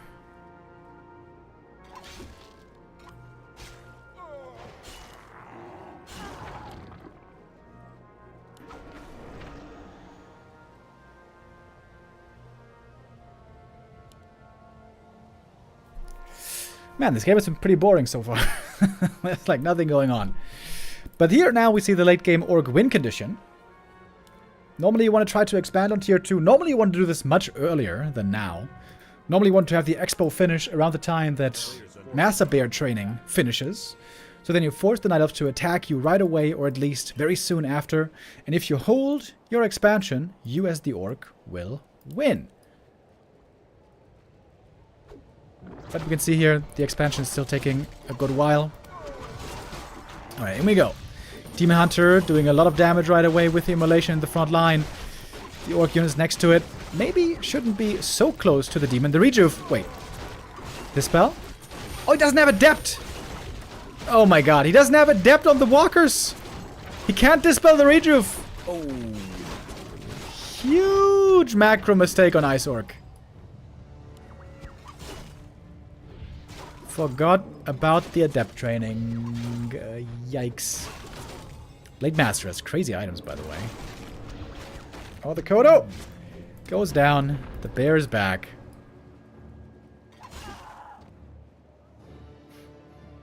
Expansion is close to done, at least.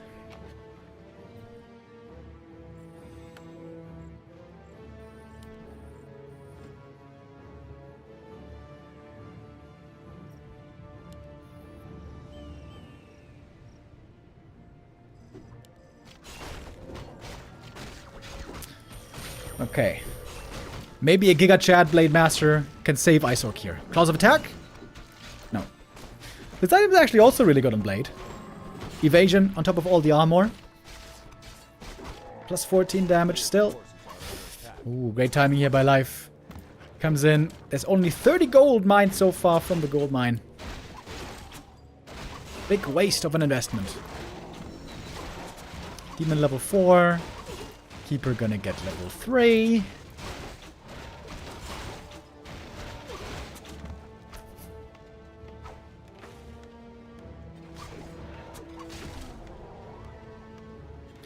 Could Mass, Radar Walker, Pit Lord, Shadowhunter work against Pally Rifles?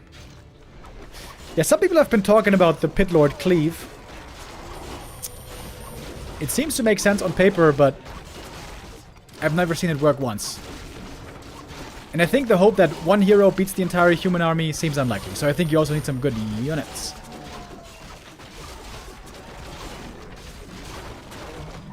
Demon Hunter, pretty hurt here.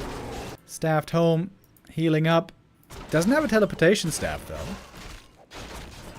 Oh, Blade now, very hurt as well. 41 agi on this Blade man, it is pretty damn good. That's a lot of units dying. Another bear, perhaps, as well. Demon Hunter is back, though. And the blade is... Ooh. Barely getting away. Orb of Venom.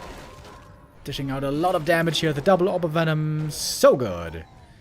And the demon wants one more. Hey, with immolation, runs down the walker. And the expo still has not really paid off at all. And that is going to do it for map number 2. Life, the big favorite in this series, takes map 2 as well. Moving up to match point.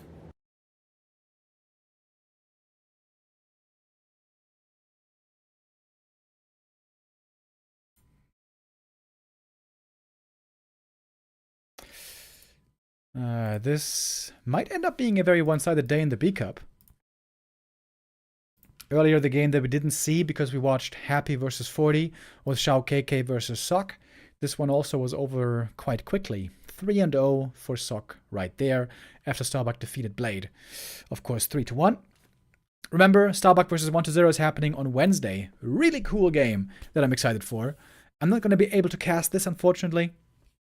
Wednesday is normally my day off, but Neo is going to be there for you.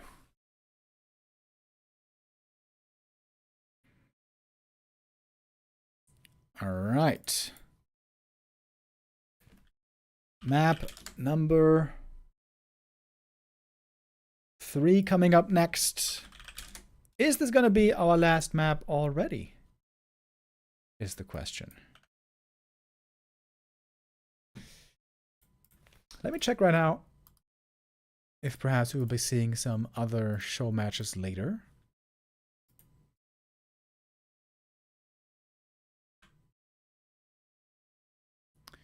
I don't think so.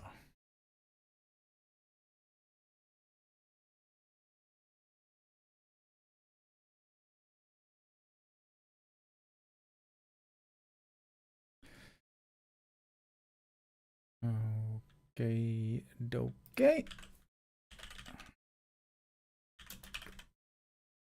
Map number 3 coming up now. Tidehunters for our third map. Will it be the final map? Or can Ice Orc get on the board? Can he start a comeback here? Or at least perhaps get one map? Oh, oh, is there a bug? Is the game starting? Yeah, it is. Alrighty. Here we go. For map number 3.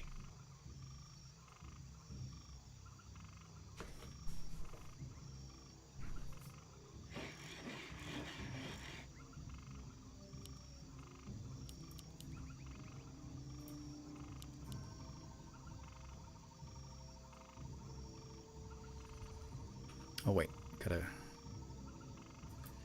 switch the overlay.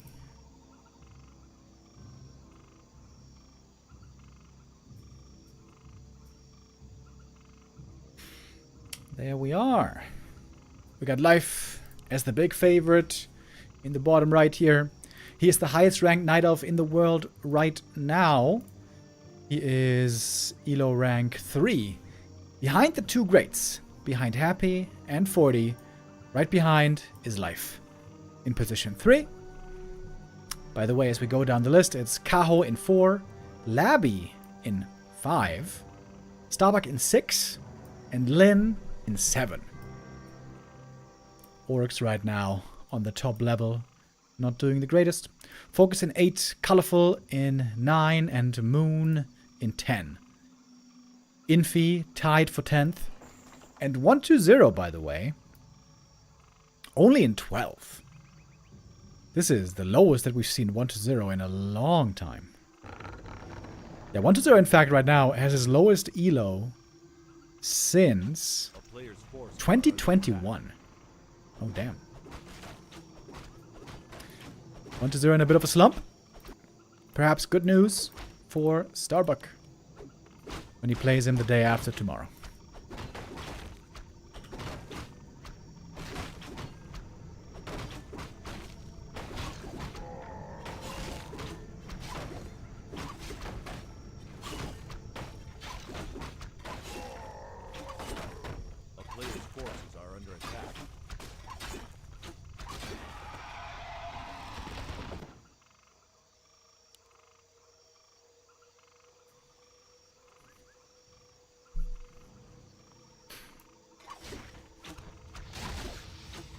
Okay, so Demon Hunter here starting off with Immolation creeping once more. This is kind of a rarely seen map in this matchup. Normally this one gets vetoed. It used to get vetoed all the time by Orcs, feeling like Keeper is strong here. An expansion play is strong here. But then it started getting vetoed also by Night Elves. Again, because expansion play is strong here. Because right now, the meta for Elf is about going tier 3, going Bears, and the Orc counter is to expand early on tier 2. I think Ice Orc's Expo attempt on map 2 was way too late.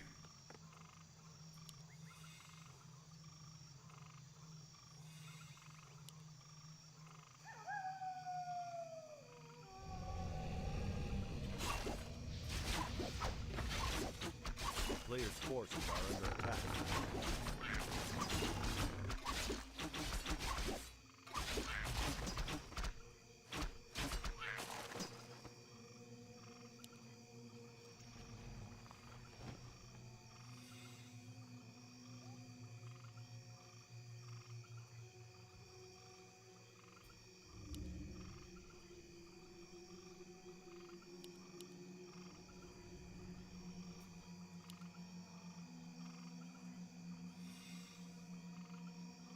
Player's forces are under attack. Demon Hunter here creeping up a bit more. Even without Ancient of War here, getting good experience. Almost level 3 already. Blade Master also creeping up a good amount. Nice scout up here. Wisp finds out what the orc is up to. Careful with that grunt.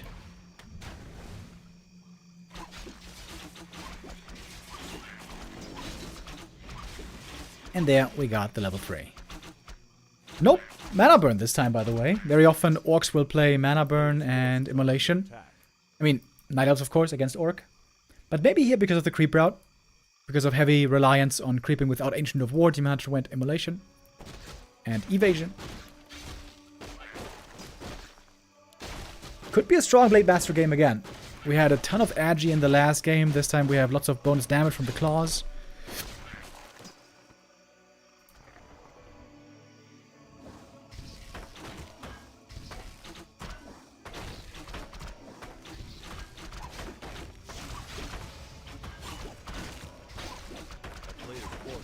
Would Dark Ranger work versus Pally Rifles? In my opinion, no. With the Dark Ranger, you want to be able to find one kill after the next and then snowball with Skellies. Against Pally Rifles, it can be very hard to find the kills. Of course, Silence is really good. Silence is really, really good against Pally Rifles. However, the cooldown on the Dark Ranger Silence is too long. I think it's like 12 or 15 seconds. It might even be 15 seconds on Silence. 12 or 15. In my opinion, what needs to happen is Soul Burn buff. Reduce the cooldown of Soul Burn to 8 seconds to have a strong counter to Pally Rifles available to everyone. That's what I think needs to happen. Which would, I think, also have a great second effect, is to buff a very weak hero. Firelord, the weak hero, rarely played, so it would enable more Firelord play while giving a counter to a somewhat problematic strategy.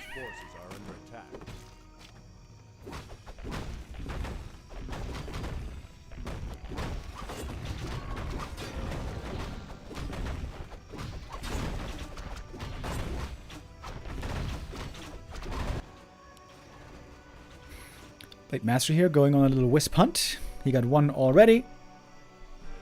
Could easily get some more here. Oh, Scourge Bone Chimes. Holy, that is a great item for Demon and Bears.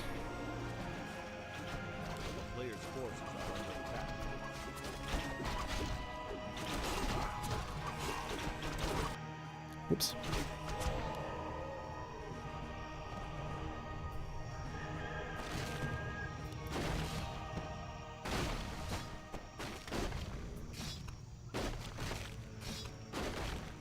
Nice creeping here, sniping the turtle with that surround, scroll of the beast. Could be pretty nice, actually.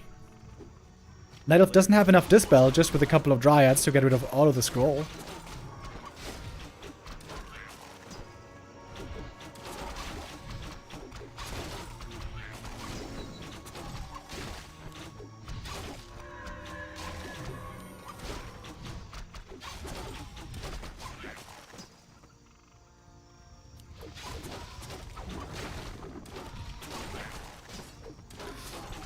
Demon Hunter level 3, level 4 I mean already. This could be a good timing for Ice Orc. Forcing the Night Elf into a fight before the bears are ready. First bears here, using the rejuve, but of course Master Training not yet available. Surround on the Demon Hunter, and this time we have the expansion much earlier. I do like that. Oh, Demon. It seemed like he was surrounded, but apparently he gets out. Ooh, great Hex. Catches the bear. Big kill for Ice Orc. This is his best spot yet, I would say.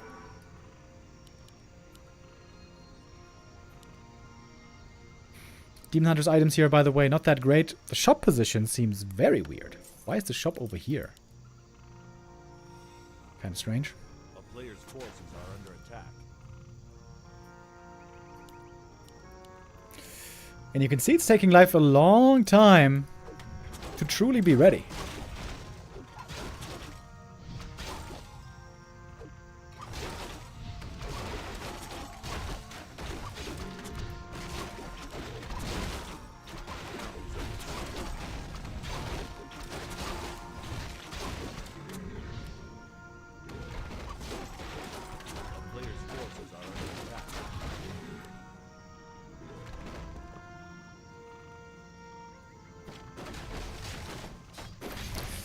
More creeping here for Ice Orc in the center. He got a ton of claws of attack. Damn, this blade is going to be super stacked. Oh, but the expansion is found and cancelled. Not the worst thing for Ice Orc, though. This keeps the Night Elf busy in the southern position. Ice Orc could creep another camp here if he wants. And he's going to do just that. Keeper, no level 3 yet, though he is close. Oh, no heal scroll yet for Ice Orc. I thought he was going to get one. It was just the shop. Wait. Did he leave the heal scroll in the shop without buying it? That is certainly a mistake. But lucky for him, Life didn't take it. So he might still be able to get it. Level 4 blade, there we go. Now we're going to get some big crits. And a big item.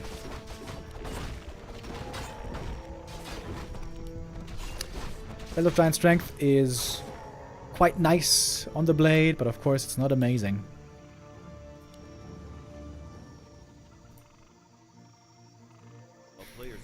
And as long as the Orc is a 1 base, Life is totally happy with that.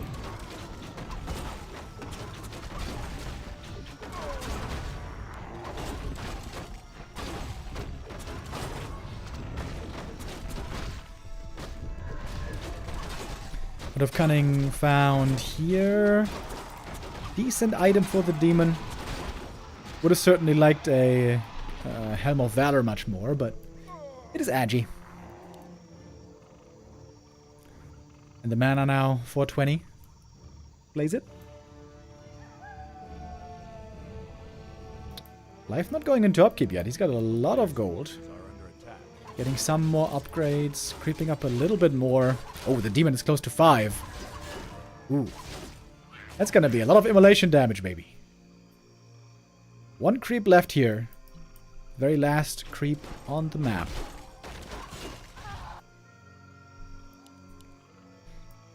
Wait, but Life isn't... He isn't producing to attack the Orc expansion. Isn't time running out? It seems like time's running out. He's getting ready for 70 supply with the next Moonwell. Life might be giving Ice Orc a little bit too much time here.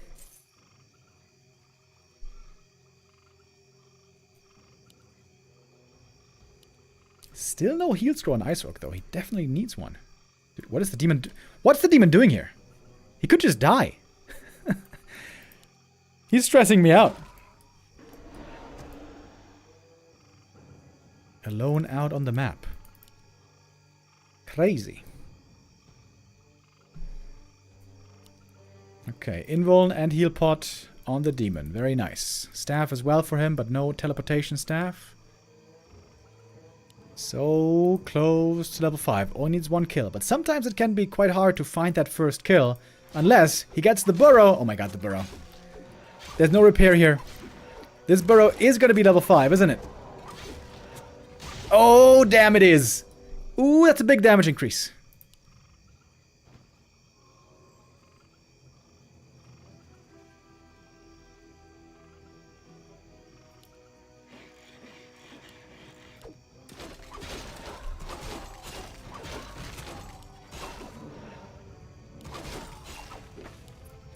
Alright, in we go. 10 supply lead for the Orc. Should not be the worst position for him, but we have a very strong Demon Hunter. Rejuvenation is running. Where's the Dispel? He didn't hit the Demon! Oh my god, so much healing. Did hit the heal ward though. Disenchant gets rid of that healing source. Ooh, but the front line is being chewed through. Demon Hunter here with Immolation doing so much damage. All being spread with the Spirit Link. We have some Wisps here in the fight as well. No mana burn, but the Demon Hunter doesn't seem to mind.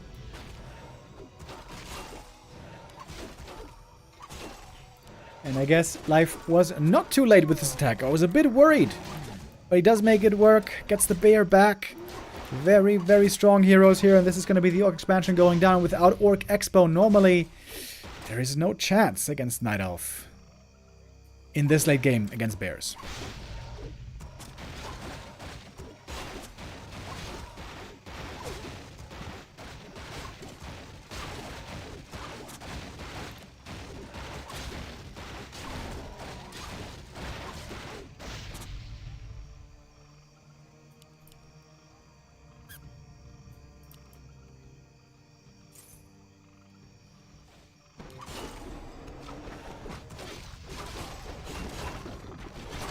Demon Hunter here caught with the ensnare. He's trying to go for the hero kill, but this guy is so hard to kill. The heal potion was reserved for a long time, with that healing up greatly again. There's not enough raiders here to ensnare lock the Demon Hunter. He's always going to be able to be staffed home, and that is going to be the game. GG is called, and Life wins map 3 as well. That's the second 3-0 of the day. First it was Sock successful, and then Life as well. Tough day for the orcs, as Ice Orc Hug ends is up orc's losing. only hope. And Shao KK ends up losing. Thank you, Sean Wright, with the 100 bits. Hug is the orc's only hope. Yeah, I used to be a big Hug fanboy. He was like an up-and-coming orc player from China, but he has not played in a long time. And the orcs are suffering a bit at the moment, mainly because their hero, their war chief, Lin, is not very dedicated at the moment. Not very dedicated, not practicing that hard, not really exploring the limits and all the possibilities of orc. Yeah. Right now it's the orcs and humans especially doing well. And the Night Elves have been coming back. The Night Elves have found a way back over the last few months with Demon Hunter and Bear play, micro play. Especially Kaho and Life have been showing the way. And so today our cast comes to a surprisingly early end. Recap of the day. We had a 3-1 between Blade and Starbuck. We had a 3-0 between Sok and Shao KK. And we had a 3-0 between Life and Icework. So in the end, all the favorites do prevail. Fairly one-sided in the end. We are going to be back tomorrow, hopefully with more close games. We're going to have Colorful versus Lawliot tomorrow. We're going to have Blade versus Focus tomorrow. And Moon versus Sok. 3 more matches tomorrow. 3 more best of 5s. And we're going to be back with the upper bracket, by the way. Those games are going to be very exciting as well. On Wednesday, Kaho versus Happy and Starbuck versus 120. Is this also on Wednesday? No, that's on Friday. B-Cup is continuing throughout the rest of the week. Our grand finals are going to be on Saturday, March 1st. And I guess today is a bit of a shorter stream. I'm going to say goodbye to you now. I'll be back tomorrow when we continue with the B-Cup. Have a great week, everyone. I'll see you again soon. Take care.